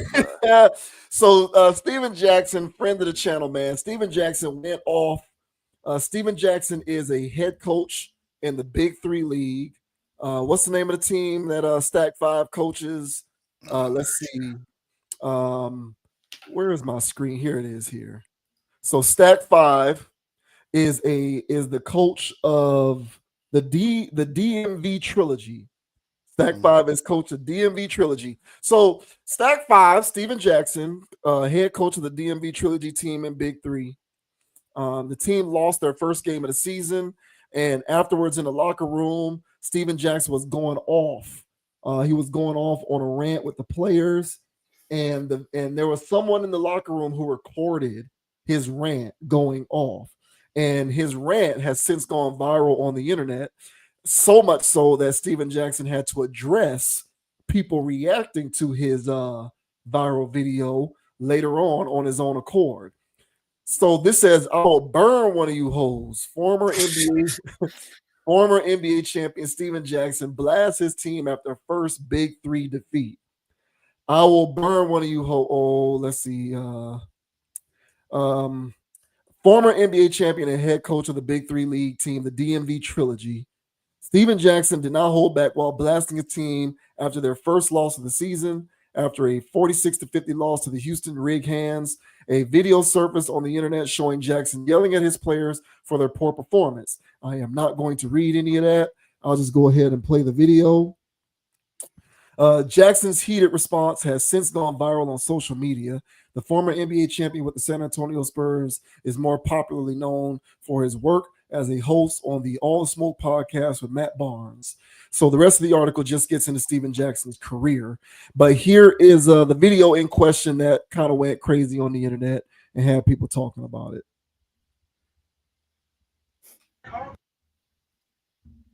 Kind of shit. When somebody want to fight, they want somebody to grab. Same bitch ass niggas be at the hotel begging me for shit. Now y'all want to show out in front of these people. One of you niggas get burned fucking with me. I'm not these niggas. Google me, bitch. I will burn one of you hoes. Wow. All right, so I would say that qualifies as expletive filled. Yes. So that clip went pretty viral, prompting Steven Jackson to respond to that particular clip of him going off. So here is Steven Jackson's response to that video clip. Whoever, I'm gonna find out too this weekend and report back to y'all too on who the snitch was, who in the back recording. The locker room is off limits, so it shouldn't be nobody back there recording. You know what I'm saying? It shouldn't be, because it's not even my video. It's other stuff that go on back there that should never see the light of day in them locker rooms. So all that shit is off limits. So whoever recording, I'll see you this weekend. All right? I'll see you this weekend. But the locker room is off limits, bro. There's a lot of stuff that go on that should never hit. But you know what? Hey, somebody got to do it, and it ain't gonna be the last time. And if I feel disrespected, I'm gonna flash out again, and I don't give a fuck who like it. All you bloggers can kiss my ass. You uneducated, non-talented, non-accomplishing motherfuckers. Fuck all y'all. No, that was a bit uncalled for there, Stack. Man, come on, that's Stack, bro. He's uncalled for. What did you think about that, man? The whole exchange there, him lambasting the guys in the locker room, and then he had to go on there and actually record a video, not necessarily cleaning any of that up, but just saying he's gonna find out who the snitch is. Yeah, man. Unfortunately, I'm not surprised. When this clip started circulating, I was like, yeah, that sounds like something Steven Jackson would say. We've been chronicalizing this guy throughout this channel's history, and every once in a while, man, he'll come out and something's going on where he's not acting his age. He still acts as if he's a YN. I think the article mentions 47, so he's during their 50, but he's still acting like a YN, and he's constantly in this space where he has to prove that he's the toughest dude in the room, and it's old. To me, it's old. It made sense, man, back in 2004, 2005, hell, 2008. But, bro, that was 15, 20 years ago. So hang it up, bro, and be the OG that you're supposed to be. But no, he has to constantly remind us how tough he is and how much he'll crash out on his own life. We're the losers. We're the, according to Stack, we're the losers, the uneducated and untalented. And why would you throw everything or potentially throw everything in your life away to prove something to us? Because that's essentially what you're doing when you're saying that you're going to burn somebody in a locker room. You're only saying that to try to prove to everybody else in that room that you're the toughest guy in that room, or prove to anybody else. Because I've seen him pull up on O Block and record that and show that to the world. So untalented and unaccomplished people like myself can say, Stack, he's certified. He's certified in these streets. So he's so busy trying to prove to the uneducated that he's willing to throw everything away for that. So I also find that humorous. But what else do you expect from a YN? So YN, I guess the Y in YN, it's only an expression. It's not literal. You don't have to actually be young to be out here running around like that. So, I'm not for this. I think it was absolutely ridiculous for him to call the person in there a snitch. Snitching on what? I saw a clip floating around. I think that was today. Where Steven Jackson was talking about the Blazers locker room. And he was talking about how Bonzi Wells was fried one day because, they all went, somewhere and brought their own trees and started lighting it up. The whole team. He said from top to bottom, everybody was just getting blazed up on the Blazers. And you know how these internet guys do, or these NBA guys do on their podcasts where they're just sitting there spilling all the tea. I mean, these guys are gossiping about the locker room. Now, everybody could assume Bonzi Wells was getting high. Everybody could assume that, Zach Randolph was, getting toasted back there. But, we didn't need to know that, but here comes Stack talking about what's going on in the locker room on, to millions of people. So it's selective outrage. He's also guilty of it himself. He's done other things where he's talking about things that are going on in the locker room. Did he film it? Nobody talked about it. What's the difference? So yeah, Steven Jackson, hypocrite as usual, want to be tough guy as usual. completely lost in the sauce as usual. So, friend of the channel, indeed, Steven Jackson never ceases to disappoint. But what are your thoughts, man, on Stack 5 saying that he's going to burn one of you 304s and then doubling down and then saying that, hey, he's going to find out who that snitch is and he's going to see about him? What are your thoughts, bro? I feel you. I feel where you're coming from. Not too long ago, we talked about a woman who went viral because she attended an Usher concert overseas. Mm-hmm. And she was an older woman. I think she's like in the education field or something. And That's right.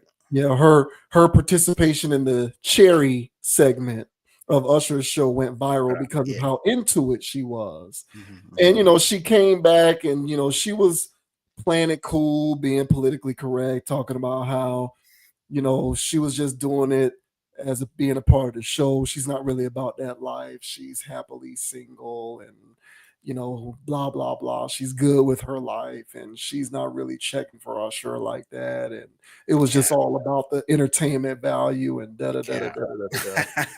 Right. And what I was saying was because relative to the age of human history, we sometimes fail to realize that we are actively aging with a lot of this stuff in real time. And what and so you would think that a mature woman of her age would be past the point of being an industry chick or being the kind of person who would hop on an entertainer's tour bus or be a cleat chaser or be an industry slower. But what we're actually realizing is we're aging with this stuff in real time. So there's going to be the 60, 70, 80-year-old industry thoughts. There's going to be the 60, 70, 80-year-old OnlyFans chicks. There's going to be the 60, 70, 80-year-old Instagram models. There's going to be the 60, 70, 80-year-old industry floors. You know, we don't see it now because we're living with it as these things are evolving in real time. You know, this stuff hasn't been around in previous generations. This is a new phenomenon that pretty much we're aging with simultaneously because it's a part of our generation. But over time, you're going to start seeing this play out where it just ages. And so the reason why I bring that up is I think Steven Jackson is a YN. And it doesn't matter that he's 47. That's irrelevant. We're aging in real time with the YN mentality. So there's going to be guys who are 60, 70, 80 years old talking like that. That's crazy. There's gonna be grown men 50, 60, 70, 80 years old who have that kind of mentality, who are on that, you know, alpha, on that faux, because it's not true alpha male, it's more like a faux alpha male mentality. The way that they conduct themselves and behave in conjunction with other people, you know, don't cross me, you know, don't scuff my shoes or we might fight. All of that hyper toughness that's unnecessary, like that kind of stuff is still around and it's not going to go anywhere. All we're going to do is age with it. So Steven Jackson's going to be in his 60s and 70s still talking like that. You seen what's the video? There's the more damn. I'm gonna look him up when I let you continue. But one of the more heavily viewed recent episodes of All the Smoke was Matt Barnes and Steven Jackson brought on. He's an old NBA player, Cedric Maxwell, I think. He played on the Rockets with Hakeem Olajuwon. Oh, Vernon Maxwell. Vernon Maxwell. Yeah, he was in that clip. Yeah, that was him. Yeah, right. So Vernon Maxwell is how old? He's pretty. Vernon, a wild boy. Man. He is, but my thing is, Vernon Maxwell talks just like Stack. He talks just like Steven Jackson. He does. And Vernon Maxwell is how old? He's older than Steven Jackson. Vernon Maxwell's in his 50s or whatever. Yeah. So the thing is, this stuff is just aging in real time with us. And it's catching a lot of us off guard because we're watching it, because there's people recording it, and because these people put themselves on podcasts where they are just basically displaying what their personalities and their mannerisms and their dispositions are like. But I think conventional wisdom, I think the two of us and I don't think we're unique in this regard. I think a lot of people are like this. I think we process information conventionally, and I think conventional wisdom suggests that at a certain point, with age and time and experience and maturity and wisdom, comes a new way of doing things, a new way of talking, a new way of behaving, a new way of socializing, a new way of just acting in relation to other people. But the conventional wisdom is not really something that applies to a lot of people. And so if you're not someone who's beholden to that kind of processing mentally, you're just going to be somebody who ages and gets older still doing the stuff you were doing when you were younger. And you can attribute that to whatever trauma, environment, socialization, social engineering. I'm pretty sure there's a litany of things that we can attribute that to. But it doesn't matter that Steven Jackson is 47. He'll be 57, 67, 77, still talking like that. Yep. It'll catch us off guard because we process information conventionally. But we are watching it in time. We're watching it in real time, processing information conventionally. But to the masses out there who don't process information conventionally, we're just going to age with this stuff. So this is all a part of the new world that's here and will continue to evolve over time. You know, the normalization, the glorification, and the aggressive mainstreaming of sex working, that's a new phenomenon that's aging in real time. That's why I firmly believe you're going to start seeing these, all of this stuff that we rail against, OnlyFans and Instagram modeling and chicks getting flued out and all of that other weirdo stuff that we talk about. They're going to be doing that at 60, 70 years old because we're aging with it in real time. And it's the same thing with YN philosophy, if you will. YNs are going to be 80 years old being YNs. So, insane. It is, but that's just a part of new human behavior and this new world that we are living in which our actions and behaviors and our previous paradigms, because a lot of us are unable to undergo the paradigm shift that is sorely needed. We are going to continue to be deeply entrenched in all of these things because so long as it's so easy for us to consume and control the flow of information that comes to us via our feeds and our technologies and our phones and our timelines, the easier it is to come to believe that there's nothing wrong with what we're doing. Thus, a change isn't needed, despite the fact that we're getting older. Yeah, well said, man. And I gotta wrap my brain around that because I do see it. When I'm on TikTok or YouTube sometimes, I'll see because it's going down on Facebook with the old women. And they're bringing it to TikTok too, where these women are clearly grannies. And not the young grannies. I'm talking about in their 60s. And they thirst trapping. And they got dudes in the comments. They got dudes in the comments, bro. This is where we're at. So it won't stop, actually. You know what I'm saying? It's too much, bro. I can't deal with this. I can't deal with this anymore. Because I'm gonna have to deal with older people that are immature. I'm gonna have to deal with that. Is that what our generation is gonna be? Just a whole bunch of immature people? Is that what I'm gonna deal with? But apparently so. Unfortunately, yeah. You know what I'm saying? So it's wild work, bro. I don't stand for this at all. Growing up is a challenge, man. It's not easy. It's easy to do the same damn thing every day. But growing up and dropping habits, developing new ones, that does require work. And you do need to want to see that for yourself. And for people out there that don't do that for themselves, to each their own. But me personally, man, I like to elevate. And there might be some ways about myself that will still carry on when I'm 47. You know what I'm saying? It is what it is with that. But you're not gonna tell me that I wasn't out here trying to be a better version of myself daily. And the part about it where, Stack is out here talking about snitches and I'm gonna have to see about you. And it's like, man, bro, Yeah. like, at what point does any of that register, if at all? Because it's not like you don't hear it coming from the internet. We're just the haters.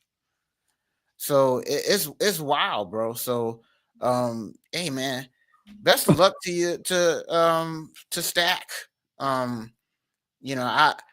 Him embarrassing the big three like that. I don't know if this is. I don't know what they got going on this year. I saw Big Zesty getting into it with Lance Stevenson. Yeah.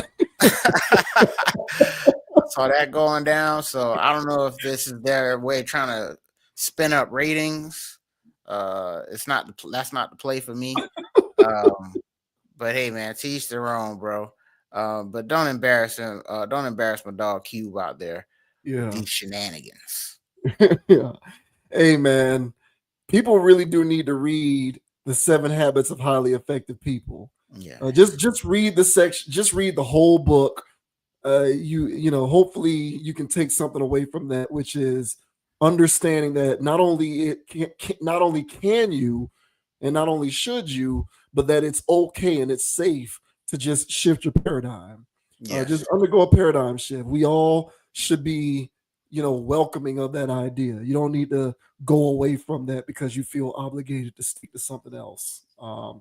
It do be people in them comments on them grandma thirst traps too. You're right about that. Be in there, bro. Those ain't bots. It's unbelievable. But hey, look, man, if there's people subscribing to Lunel's dirty bath water, if you got these crabs subscribing to Lunel's dirty bath water bathing OnlyFans, why wouldn't there be people who are clamoring for granny thirst traps? Because it's not enough that you can see a young chick with who's caked up. It's unbelievable. We got to leave the comments on the old ladies who's caked up too. It's crazy, man. But to the thing that you said about people maturing out of that and how it's hard work to have to commit yourself to doing it. That is true, and it's made even harder. And this is the thing about it. It's even harder to commit to making that change when you can just be on your social platforms and see other people in your cohort behaving the same way. Just getting down. Yeah. So like when you see that so much, it sort of subconsciously impresses upon you the notion that what you're doing is just kind of the natural order of things because it's happening all around you. And that's how your cohort and everybody else who is in your age range is also acting. So if they ain't changing, why would you need to change? So that's the thing that's what makes all of this technology and this social media and this media stuff and this internet stuff. It's really exacerbated the advent of people who just don't understand or prioritize the value of just allowing themselves to grow out of certain things that they don't need to continue to do. Yep. So like when people, you can miss me with, I'll try to tell this social media stuff is real. You got a lot of people.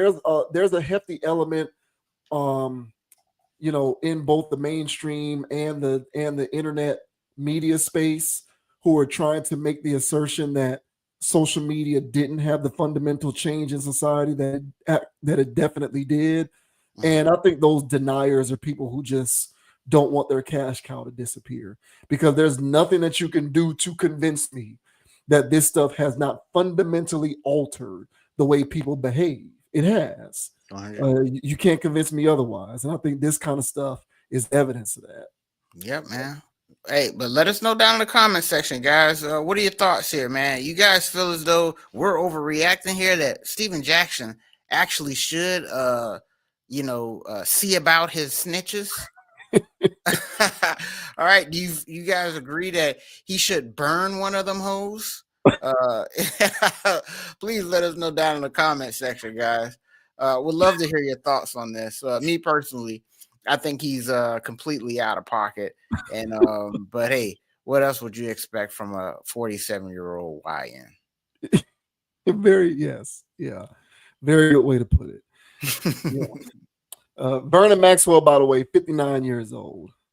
Boy, Vernon, he is a crazy dude, man. He's funny. He's funny. His stuff is like he just cuss a lot, and it's like, damn, bro, you still think like that at 50, 49, 59? 59, yeah. You still think like that, but he kind of he gives me that, it's not I'm street with it. At least I don't get that from Vernon. I think he's just a very foul mouth older guy, which to me I find comedic. But Steven Jackson will pull out the toaster, right, on me, or the blick. What are these young people calling it nowadays?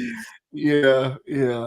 It is what it is, man. Hopefully he'll get it figured out. But shouts out to the big three. Shouts out to Cube. Shouts out to the big three. He's glad to see that come back. Skr.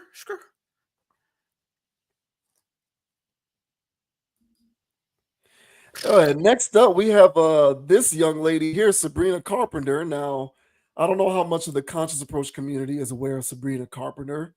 You probably know who she is. She's pretty damn popular. I didn't even put two and two together. Me personally, so I was a big fan of the TV show Boy Meets World growing up. And many years later, they did a revival, but it was Girl Meets World. And she was one of the people on the show Girl Meets World. But I didn't even put two and two together because she was a baby on that show, so I barely recognized her. Come to find out, this little celebritante, who's always flaunting her assets and her music, is the same person that was from Girl Meets World. So shouts out to Boy Meets World. I didn't like Girl Meets World too much, but Boy Meets World is a classic, man. Absolutely. But that's not why we're talking about Sabrina Carpenter. We're talking about Sabrina Carpenter because she's I guess she's about to release a new album.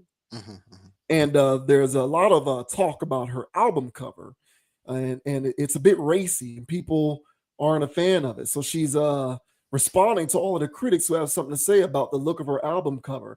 And apparently her her performance style is sexually charged, I guess. There's a lot of sexual innuendo and a lot of sexually charged messaging and underlying undercurrents in her performances. And so she's responding to a lot of that from people who have something to say about it. And the impetus for a lot of this was with the way people responded to the album cover for, I guess, an upcoming album of hers that's getting ready to come out. So this says Sabrina Carpenter breaks silence on man's best friend album cover backlash. Sabrina Carpenter spoke out about the backlash to her new album cover for the first time, and she remains unbothered. An ex-user shared a photo of the man's best friend album art with the comment, "Does she have a personality outside of sex?" earlier this month, and Carpenter, 26, didn't hesitate to respond. "Girl, yes, and it is good," she replied. The Grammy winner announced her 7th studio album last week, and while her Carpenters, that what they call her fan base, her Carpenters, I guess. And while her Carpenters were thrilled by the news, the cover art, which shows her on all fours as a man grabs her hair, caused a stir on social media, with some critics accusing her of playing into regressive stereotypes. There goes one of those buzzwords. Yeah, man. Of course. Regressive. Carpenter's ex comment marks the first time she's directly addressed criticism of the cover, which she debuted on June 11th. One day later, Rolling Stone published an interview with the Espresso singer where she discussed previous backlash she's faced over the innuendo in her Short and Sweet tour. So this is the album cover. That's the album cover. So that's the context for you. That's the album cover. It's always so funny to me when people complain, she said. They're like, all she does is sing about this, but those are the songs that you made popular. Clearly you love sex. You're obsessed with it. Carpenter noted that there's a lot more to her show than the now famous Juno position sequence, but her critics seem to ignore the more earnest elements of her concerts and discography. There's so many more moments than the Juno positions, but those are the ones you post every night and comment on. I can't control that.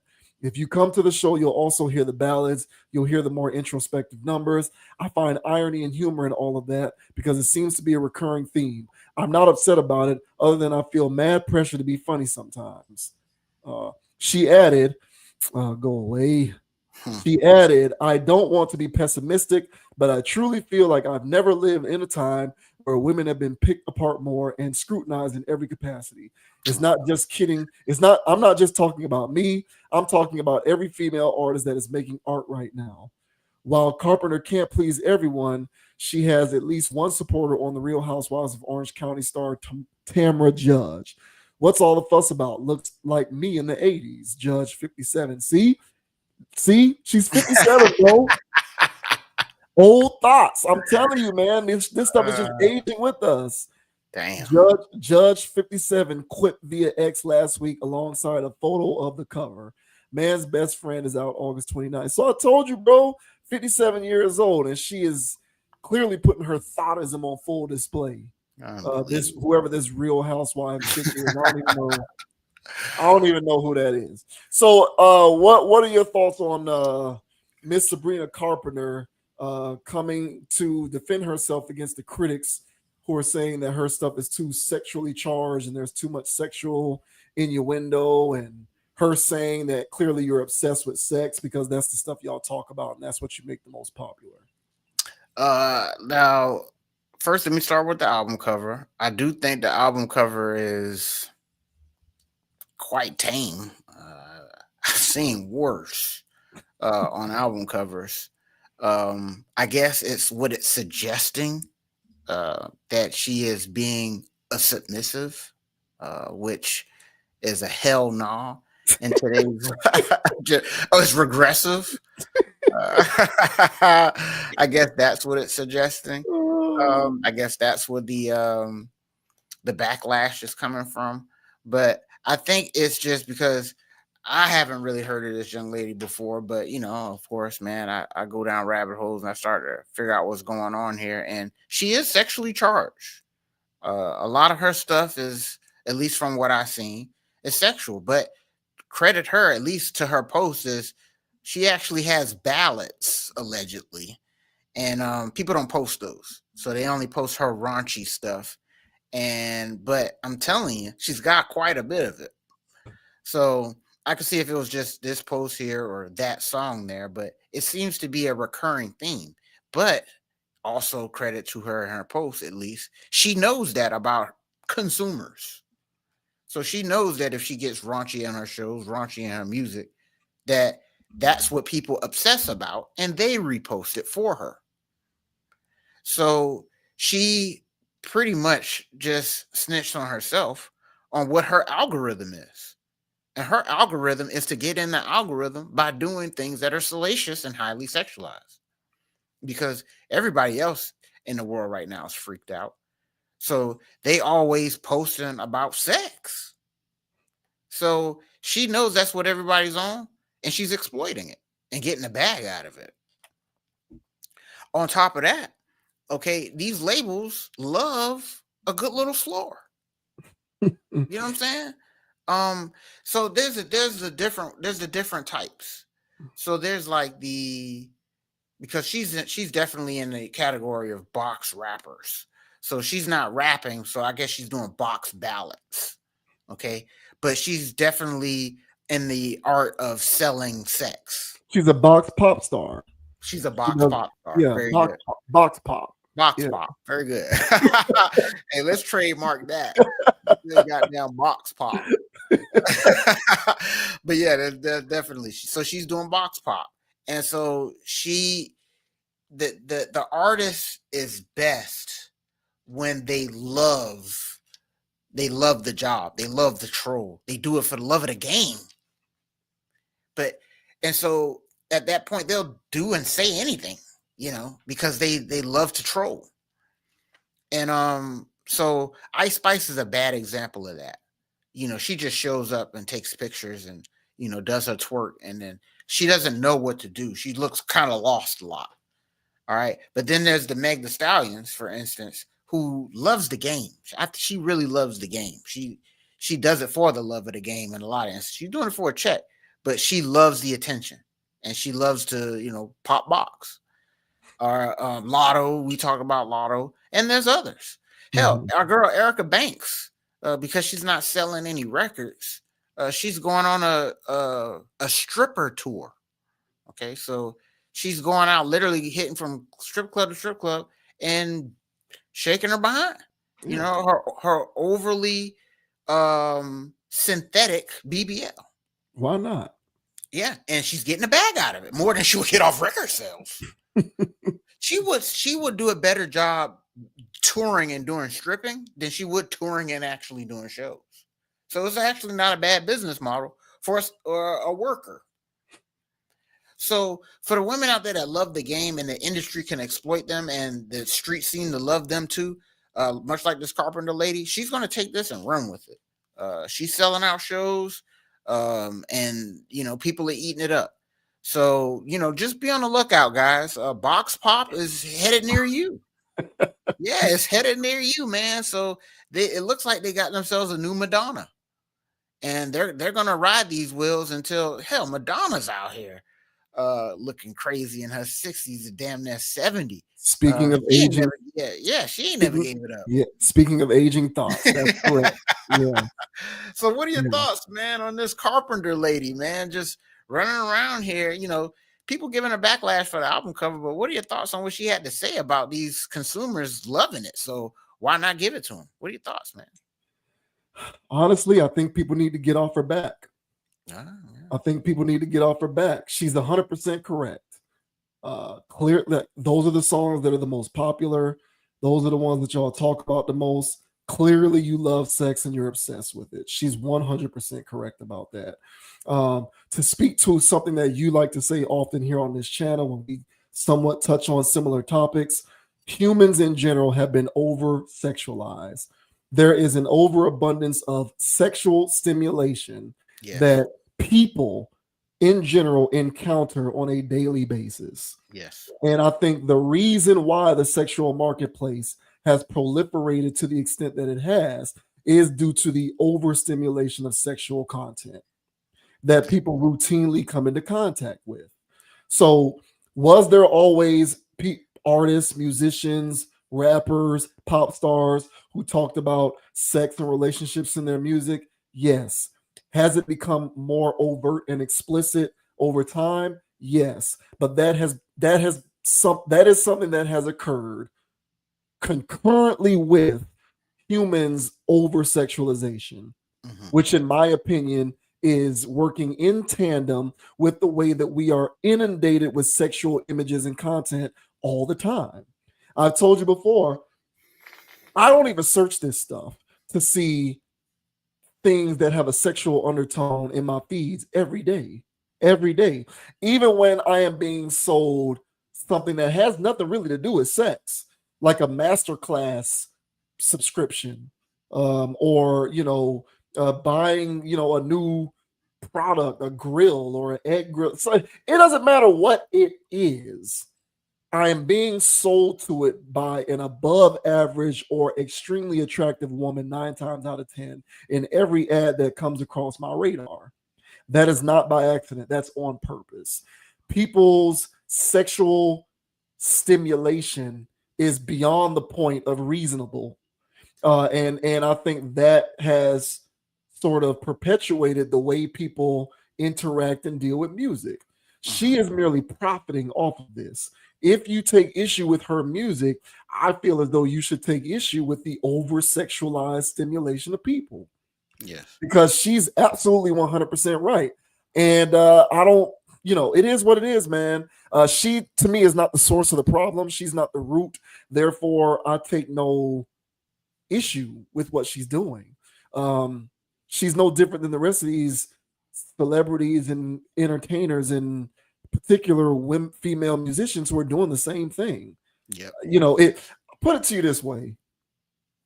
If Sophie Rain, okay, if you need any evidence that we are as humans overly obsessed with sex, If a 20-year-old girl, because I'm not calling her a woman, she's 20 years old. If a 20-year-old girl can get on OnlyFans and make $50 million in a year, that should tell you everything that you need to know about how over-sexualized we are. If she can receive donations from one person in the amount of $5 million over the course of a year, that gives you an idea of how over-sexualized we are. You got one guy who donated this 20-year-old girl $5 million over the course of a year. If she made $50 million in a year, that means she made $45 million from other people who are over-sexualized. Is that Sophie Rain girl? Is she clapping cheeks or is she just taking pictures? I don't think she's smashing. That's nuts. If she made 50 million off taking pictures, that is insane. I think she's doing the whole. I think the way she runs her OnlyFans, based on the articles that I've read, is she's like, "Oh, get to be my friend, and you get exclusive access to my photos, and I'll talk to you." It's BS. Wow. She is a her place in the sexual marketplace is to be a haven for sexually repressed incels, to which clearly there are many. So my whole thing is it's all the same dynamic. It's the same animal. The same dynamic that allows for an individual such as Sophie Rain to persist is the same dynamic that makes it acceptable for Sabrina Carpenter to do her thing musically. So if you're going to have a problem with Sabrina Carpenter, you need to have a problem with the rest of it. But she has a whole lot of people selling out those shows, and she has a whole lot of people streaming that music. So there's a whole lot of people who are in favor of it. Yeah. So where are all the hypocrites coming out of the woodwork complaining about her sexually charged music or her performances when you ain't railing about the rest of this stuff? Because it's all the same thing. Mm-hmm. So I'm saying people need to get off her back because she didn't create it. She's just benefiting from it. Honestly, that's how I feel about it.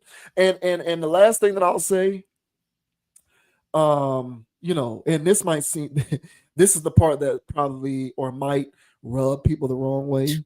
Uh-oh. This might offend some of our listeners and our watchers out there. But listen, man, the fact of the matter is, we can go on and on talking about regressive stereotypes and oh shit.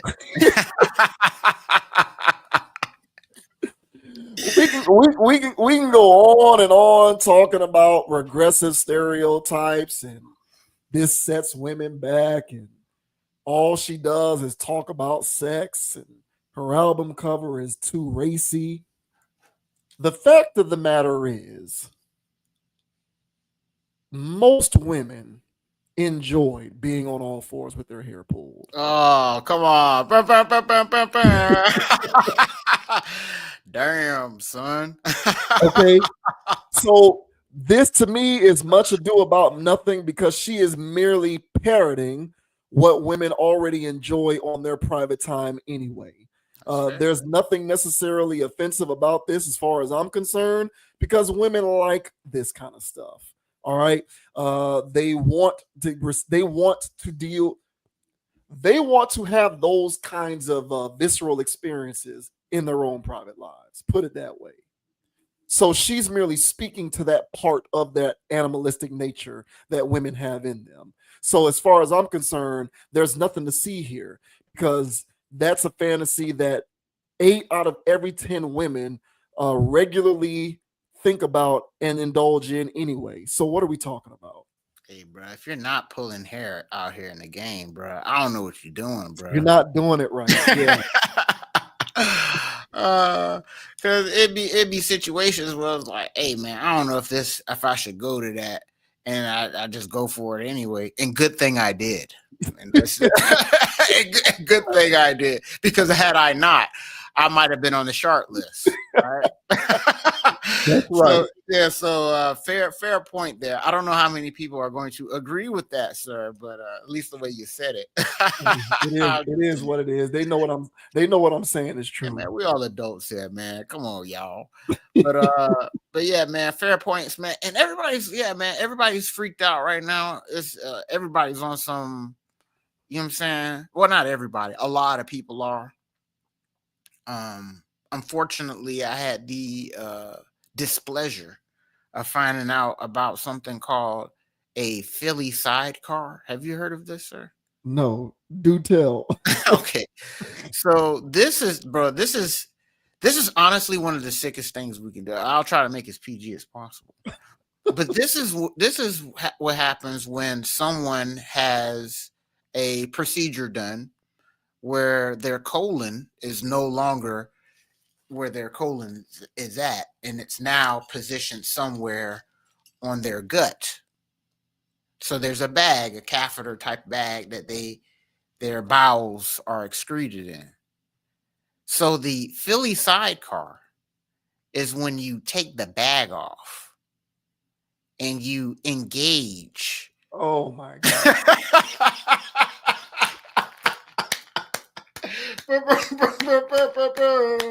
This can't be real. You cannot be. No, that you're making that up. Damn. Hey, I didn't make that up. So I don't know who decided to do this. I don't even know where there's not even that many people in population, I would say, but who knows, man? Gut health is crazy nowadays. So all I'm saying is, man, yes, I found out about that term. Yes, I was just as disturbed as you all, but that's where we're at in the world, baby, where people are doing that. Okay. So y'all be safe out here, man. And when people are doing Philly sidecars, this girl could be on all fours. Yes. Okay. That puts it into a very good perspective. Yeah, man. I mean, she's fully clothed in that thing too. I think they're the regression thing. I think it's more of a feminist take than it's over sexualized. Yeah, women who don't have men. Yeah. Women who don't have men are probably the ones who are angry and upset about this, because women who have men routinely enjoy being in the position that's on that album cover. Hey, man, you know what I'm saying? It is what it is, man. You know what I mean? And but hey, guys, if our previous episodes hadn't gotten us canceled, maybe this one. Maybe this one will. This one's in left field a little bit. Hey, they need to lay off this girl's back. She told no lies. We are obsessed with sex. We are overly sexually stimulated. And so she didn't create that problem. She's making money off of it. You want to see that dynamic get dialed back a little bit? Let's address some of the root, because it ain't her. Trust me. Sabrina Carpenter did not create our penchant for over-sexualized stimulation. Yeah. And she didn't create Box Pop. You know, No. she's just the latest agent of it. So, you know, get comfortable, y'all. If y'all never heard of her before, you guys will. Trust and believe. Crazy.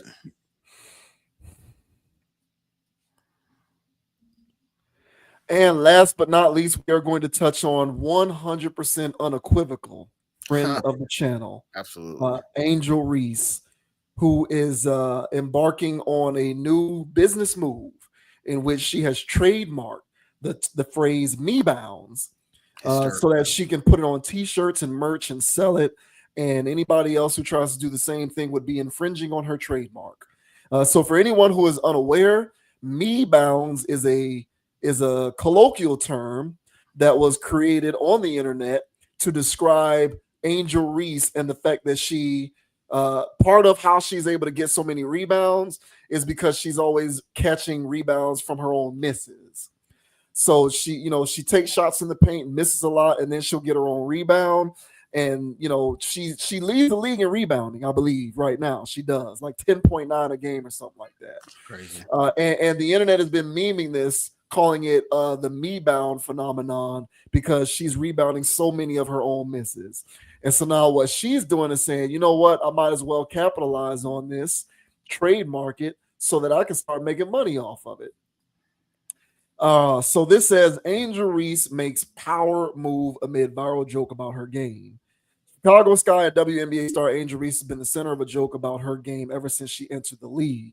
Reese has proven to be a sensational rebounder over her season plus in the league, but she has faced jokes and criticism about a lot of her rebounds coming off her own misses down low. In fact, there's a phrase for it, mebounds. Reese recently reacted to the joke and took it all in stride and even gave credit to whoever came up with the hilarious phrase. Whoever came up with the mebounds thing, y'all ate that up because rebounds, B-bounds, crebounds, keybounds, T-bounds, anything that comes off that board is mine, Reese said on social media. But Reese isn't stopping there. According to the U.S. Patent Office, per Will Stern of Click.com, Reese filed a trademark claim on mebounds for use on T-shirts, sweatshirts, and hats. Respect to Reese for taking a troll and trying to turn it into a business opportunity. Reese's play on the court hasn't been the only reason for attention. Her feud with Indiana Fever superstar Caitlin Clark has painted her as a villain in the eyes of Clark's supporters. While the Sky have struggled early on this season, Reese has been posting solid numbers, averaging 10.4 points. So I was off by one whole rebound, 11.9 rebounds per game. The latter mark is tops in the WNBA. Angel Reese makes okay, so yeah, that's the end of that. So yeah, bro. Angel Reese is trademarked the phrase mebounds so that she can put it on merch and try to make money off of it. What do you think about this power move on her behalf? Taking a meme that meant to make fun of her game and turning it into something that can make her some cash. Yeah. I think it's a smart play. This is definitely moving a chess piece in the right direction, dealing with these internet people that are going to town on her, man. I mean, they have been relentless this season, and she's given them a lot of fuel. I'm not gonna lie. She's given them a lot of fuel. She's got a lot of lowlights this season with some of these clips that are floating around. So the mebound thing, when I first saw it, I was like, well, somebody misspelled rebound, next. But then I saw it in other comment sections and I was like, oh, wow. So y'all saying that, okay, well, I get it. The wild part about it is that, and by the way, trolling is at an all new high. So I'm surprised that new terms are getting coined to describe things. But the whole wild thing about it is I've never seen this happen so much with one person, in the sense that they miss so many point blank layups that they end up getting their own rebounds at such an astonishing rate. So for somebody to witness it so many times and for them to come up with the term mebounds, it's also a wild phenomenon that in and of itself. But for her to take that and to throw it on shirts or whatever's and, make it a thing. Yeah, she's going to get cash out of that. If she follows up on it. So yeah, she can make herself a nice little penny off of that. So that's not a bad look on her behalf. I think that's pretty chill. But, just looking at her shooting percentage this year, bro, she's shooting, it's better than what it was earlier, but it's still 36%. 36%. She takes most of her shots close to the basket, right? Yeah, that's pretty much it, man. All of her stuff is within the paint. She'll take a jump shot here or there, but the majority of them are in the paint. And she's shooting 36% currently, which is that's not that good. That is astonishingly low. Yeah. So there's this running joke going on online, man, where these guys are taking, the bet that Angel Reese is going to miss her first shot. And they had a nice little streak going. It was like 7-8 games in a row where they were just acting like they were cashing out. I think I saw that. Yeah. Yeah, man. It is and people are running together, low light thing. Like, people are going in on her. So here's my thing, and not all of it is from, basement dweller, Caitlin Clark fans. Okay, it's coming from across the board. With people being, critical of her, and honestly, rightfully so. Last thing I'll say is that it looks like she has regressed. So last year it said she was shooting 39%, which isn't any better. I mean, it is technically better, but she's shooting 3% lower, which is hard to fathom when most of your shots are coming in the paint. Yeah. So there's other parts of her game as well that her turnovers are up over. It was 2.2 last year. This year is 3.6. All right. So it's parts of her game that just doesn't look correct. She was more polished last year, which is hard for some people to believe. So I don't know what she has going on. A lot of people are contributing to her off-season behavior. She out here acting like podcast P, and then coming in here and then laying bricks. So it's giving the people that already felt some type of weight towards her more ammo. And so they've been really digging in on her this season. And it's hard to defend if you're somebody that goes, hey, man, you know what I'm saying? Let that girl rock out, But, she's having a rough season, at least at the start.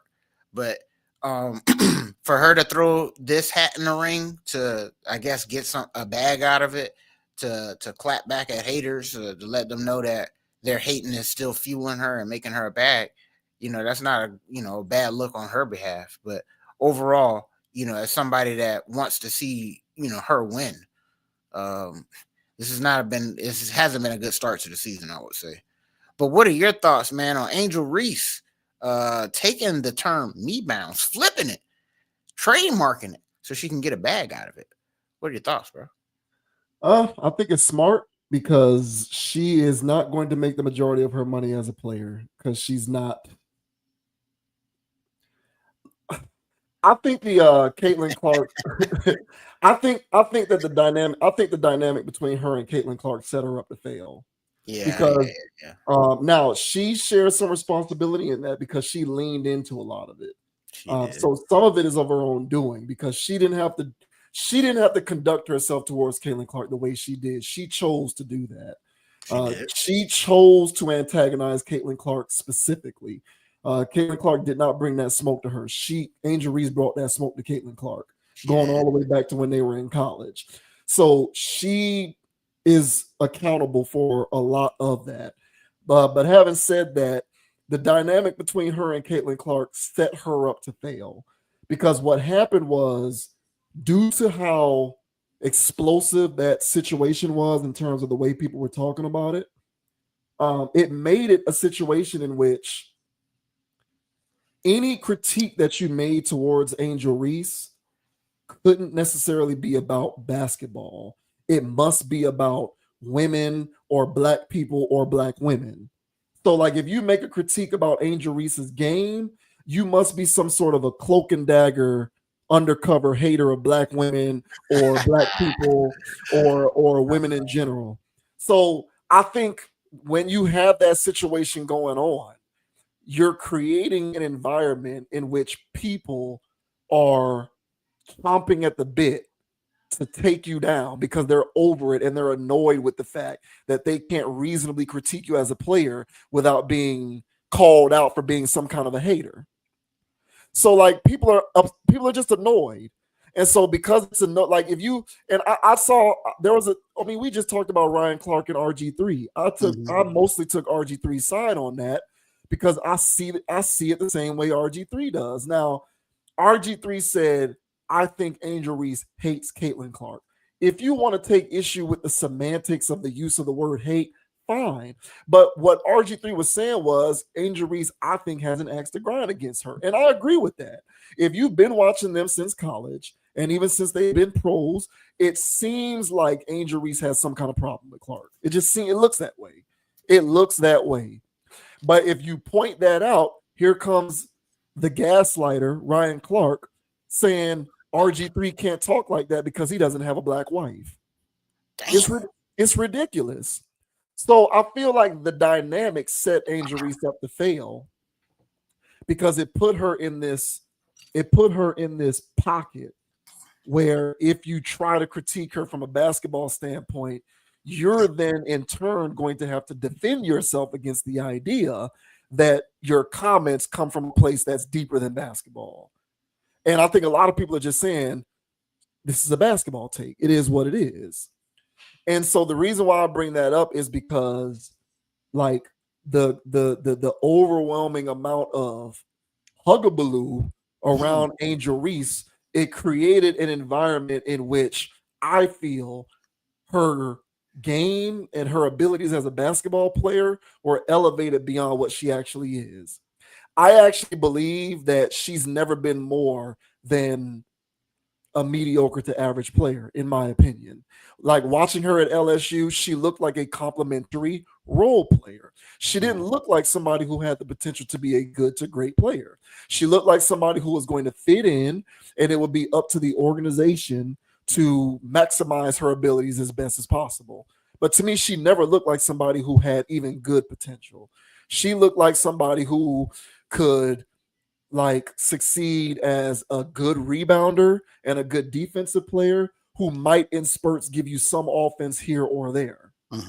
But the way the media played it up because of the Caitlin Clark dynamic was she's coming in as a quasi equal to Caitlin Clark.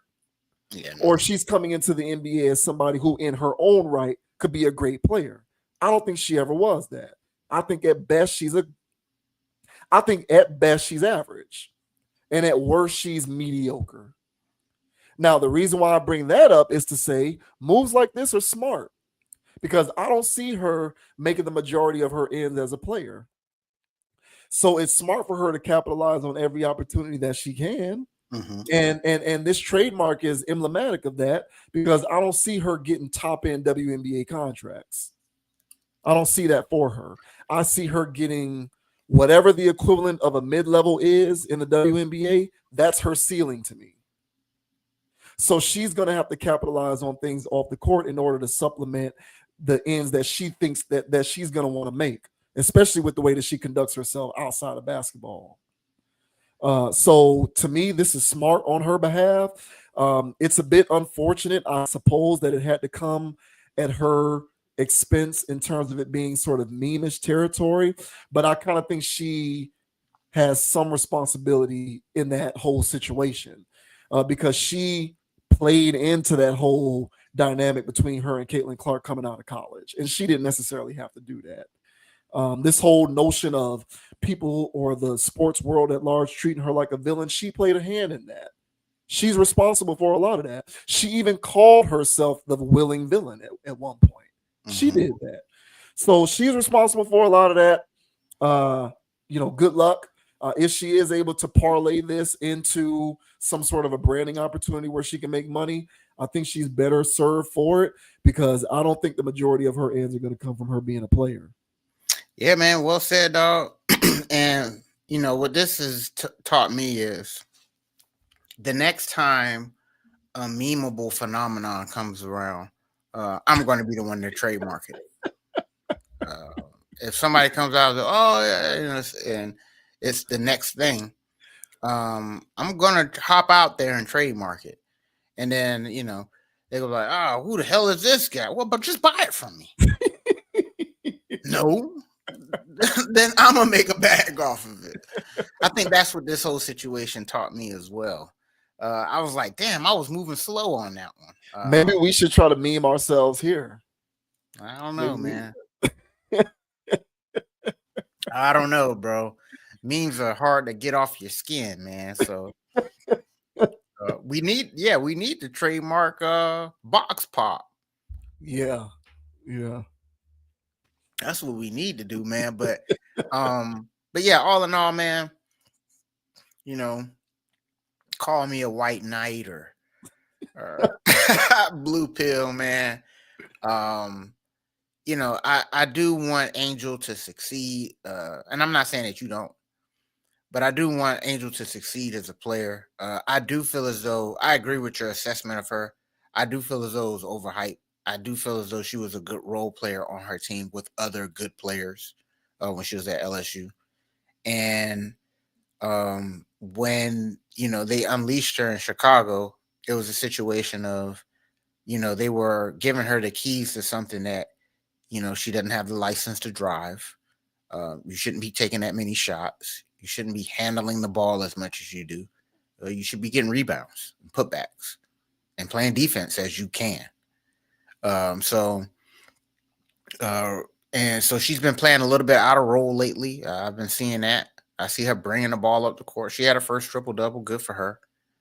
You know what I'm saying? But still, it's very not efficient. And her team, I believe, is suffering, not solely because of her, but she's contributing to these losses. So I hope she tightens it up, man. It's just wild out here. But at the end of the day, as you mentioned, man, a lot of this was brought on herself. That same level of delulu-ness that she was saying that, hey, call me the villain, and now crying that she's the villain. It's the same one that posts, damn near butt booty naked and then say, I'm being over sexualized. Right. Yeah. It's the same person. So it's hard to feel sorry for somebody who brings on a lot of this attention to themselves like this. So, and so even when she did the trademarking of this, I'm assuming it was around the same time as the article mentioned, she was like, she was just, dressed in her futuristic gear, right, clapping back at people like, oh yeah, basically I got something for y'all. And it's like, yeah, man, I don't know when you're going to learn, Miss Angel. But you're not going to beat the internet. It's undefeated. You're not going to beat the internet, man. So at some point, she's going to have to learn to fall back, man. Yeah, the internet is undefeated. It is. There's two things in life that's undefeated: Father Time and the internet. Yes. But yeah, I just, and listen, man, it's easy to see the way that she, like, her podcasting and some of the stuff that she said and being on Wild 'N Out with the booty shorts. Right. It's easy to say she cares about being a famous celebrity type person more than basketball. It's easy to say that in light of the fact that she does that. Mm-hmm. But at the same time, in order for you to believe that is somehow infringing on her basketball potential, you'd have to believe that her basketball potential is somewhere at a level that suggests doing that kind of stuff shortchanges her ability. And I don't know how much of her ability is being shortchanged because of her other interests. I kind of feel like she is what she is as a player. Now, if I'm proven wrong and she gets better and improves, I have no problem being wrong on that. I really don't. I would love to see her evolve into being more of a star player. But at this moment in time, I don't see it. And the thing about people generally are consistent across the board. A person who has that potential for greatness on the court is also going to conduct themselves off the court in such a way which suggests that they're putting in the work to maximize on that potential. Mm-hmm. So you don't see Caitlin Clark doing thirst trapping the way you see Angel Reese doing thirst trapping. No, you don't see it. Like some of the premier players in the WNBA, you don't see that kind of stuff. Even like the Asia Wilson, like she's like the best player in the WNBA, and she has commercials and whatever, but she's not doing that kind of same stuff the way Angel Reese does. Right. And I don't think that's a coincidence. So something suggests to me that she is who she is, and which means that she is what she is as a player. So anybody who feels slighted because she's not doing this or that, or doing too much of this or that, I feel like you have unreasonable expectations of what she is, which I believe comes from what came from her being in college and the hoopla around it. Agreed. So a lot of people are looking at her through these rose-colored glasses, and it's like she was never somebody who had that top-end potential. She's always been somebody who maxes out as an average professional. Mm-hmm. So I think people need to look at her game and approach that accordingly. And I feel like she to me is going to be one of those people who, when she's done playing, is going to have a more impactful, greater career post basketball, because the seeds are already there. She's already trying to be a celebrity, famous person. She's already trying to be a socialite. She's already said she's only going to be able to date NBA players. She's already given the talking points of somebody who's ready to transition into that space. So why not do the thing and sell the merch? Because it all works in accordance with that ecosystem. So to me, that's more on brand with how I see her long term than being a Hall of Fame basketball player. And again, if I end up being wrong, so be it. I don't mind being wrong. But right now, that's kind of what it looks like. So it is what it is. But yeah, you show up to NBA games wearing sheer pants with a thong, and you're, doing your talking points, and you're twerking it up with Sexy Red on your podcast. I mean, I'm left with no other choice than to believe that basketball for you is like your job, but all of the rest of that stuff is what you really love. And when that is the case, might as well sell the merch, because you're going to have to maximize and diversify your portfolio as much as possible. Yeah. And the last thing, and I agree, bro. And the last thing I'll say is that, at least for me, my expectations for her were, I saw what I saw in college. I wasn't really blown away, but I thought she would be effective, playing in the WNBA. And she did the rebounding well, and the blocking shots was decent too. But last year was serviceable for her, I felt, for a rookie just not getting out there. But this year's been a regress. And I think she was doing too much. And it's not, like, as you say, it's easy to say that now. You got all of this activity, this digital footprint online. And it's bigger than your impact on the court. It's bigger than the impact that was a year ago. You fell off in 1 year. So it's just like, hey, man, you got to tighten it up. But who knows if she keeps playing, if she has a long career and is allowed to start, who knows? These rebounding rates, she's going to be a Hall of Famer off that alone. Yeah. So she's on the path. She's on a trajectory. They're going to give her accolades. Hell, she was already an all-star last year. She's going to be an all-star this year. Yeah, I see her having her best single season where she's like defensive player of the year. Yeah, she's gonna get all of that. Yeah. So she's gonna be a Hall of Famer if she keeps playing. But the thing is, because and the league definitely wants it too, because she does bring her own eyes to the game. Even though viewership went down 50-something% when Caitlin Clark got her. Yeah, I said, God damn, bro. Hey, man, but I thought Angel was gonna be, more of a player, but nah, man, she's more, as you mentioned, bro. She's falling into the fold with the other girls that are out there that are good. I mean, there's some girls out there that's getting busy, and they don't get half the recognition that Angel Reese gets. But that Paige girl, she's official, bro. Paige Beckers, she's official, man. She get busy out there, man. So yeah, I think the comparisons are closer between those two at this point already than Reese and Caitlin, because Caitlin is just wiping the floor with that at this point. Absolutely, it's not even close. Yeah, it's not even close. I don't know how anybody with a straight face can seriously suggest that there is some proximity between Caitlin Clark and Angel Reese. Like you're an idiot, I feel like, if you try to do that. You know what I'm saying? And that don't mean that I don't like women or black women. Like, get you over sure about it. that? Hey, man, ask Ryan Clark, man. Ryan Clark can't come at me because I got a black mom and a black sister. I got a black mom, I got a black sister, I got black cousins, I got black nieces. So come for me, Ryan Clark, because you can't use the same logic you use with RG3. You can miss me with that BS. Ryan Clark is hysterical, bro. Yeah, it is what it is, man. I just kind of feel like you are who you are. And I'm looking at all of these other WNBA players who are getting busy, and none of them are on my timeline with the same photos and videos as Angel Reese. Agreed. None of them are given the same talking points as Angel Reese. Agreed. None of them are getting scandalous and twerking on their podcast like Angel Reese. Agreed. And I Some think of them you don't want to see that, but yeah. Agreed. Yes. Agreed. But you get my point. I think all of that is correlated. So, you know, and I can hear people now. She can do whatever she wants, blah, blah, blah.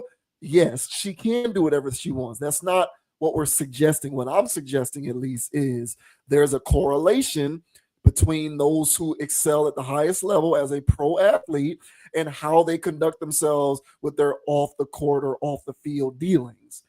Period. You can try to, you know, yes, everyone is free and entitled to do whatever they want, but there is undoubtedly a correlation between how the highest excelling performers conduct themselves when it comes to what they do outside of their relative playing field. And that's in all sports, not just the WNBA. So it is what it is, period. But listen, like I said, bro, if I'm proven wrong on the future projection of Angel Reese's career, I'll happily eat that crow because I actually do want to see her be good. But what I have seen thus far, I'm not seeing it. And I think everything around her is a bunch of hoopla and hearsay. Yeah, I agree, man. I think she needs to give up all that ancillary stuff, but she won't. So if she can find a way to balance all of that, cool. But right now, it doesn't seem like she can.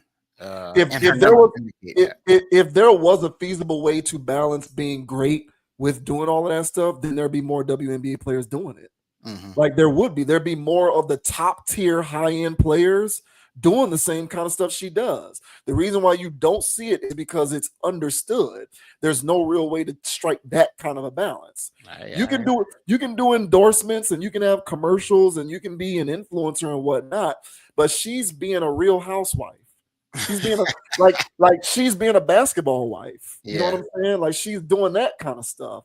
Like she's being a top pocket box rapper. You know, without the rapping. You know. Fair, bro. Fair, man. She's doing the box pop without the pop. Damn. Hey, come at me, Angel Reese fans. I'm here. I ain't ducking.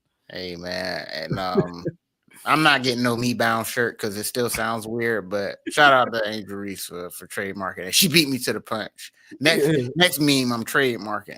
And I don't give a damn, bro. Yeah, facts. Hey, y'all. We out of here. That does it once again for another edition of the Conscious Approach channel on YouTube. Thanks to everybody for tuning in. We certainly appreciate everybody who was checking us out on the live feed, and to anybody who checks us out via the individual uploads of the videos. Thank you in advance for checking us out.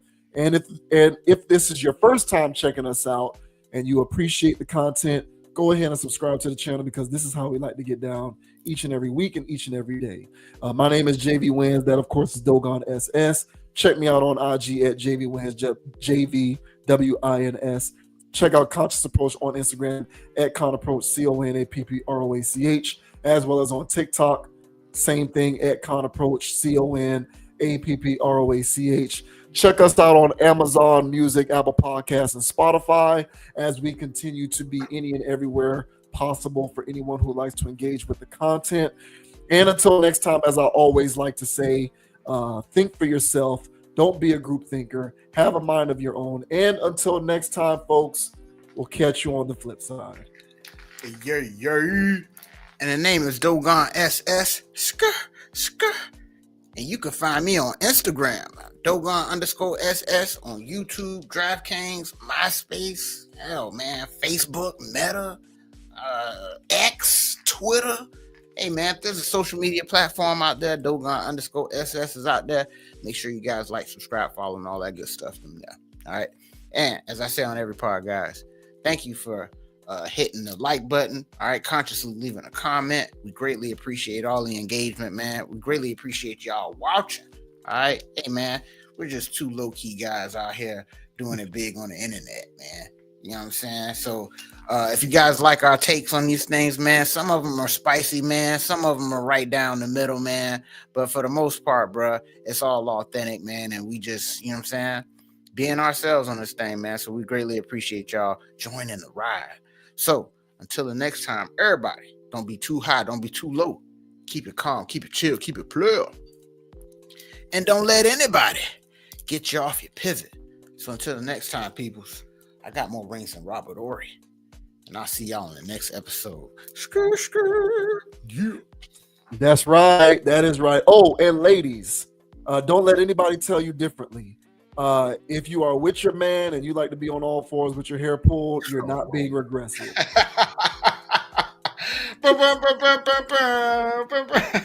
That is not regressive, ladies and gentlemen. Don't listen to all of that BS on the internet. That is not regressive.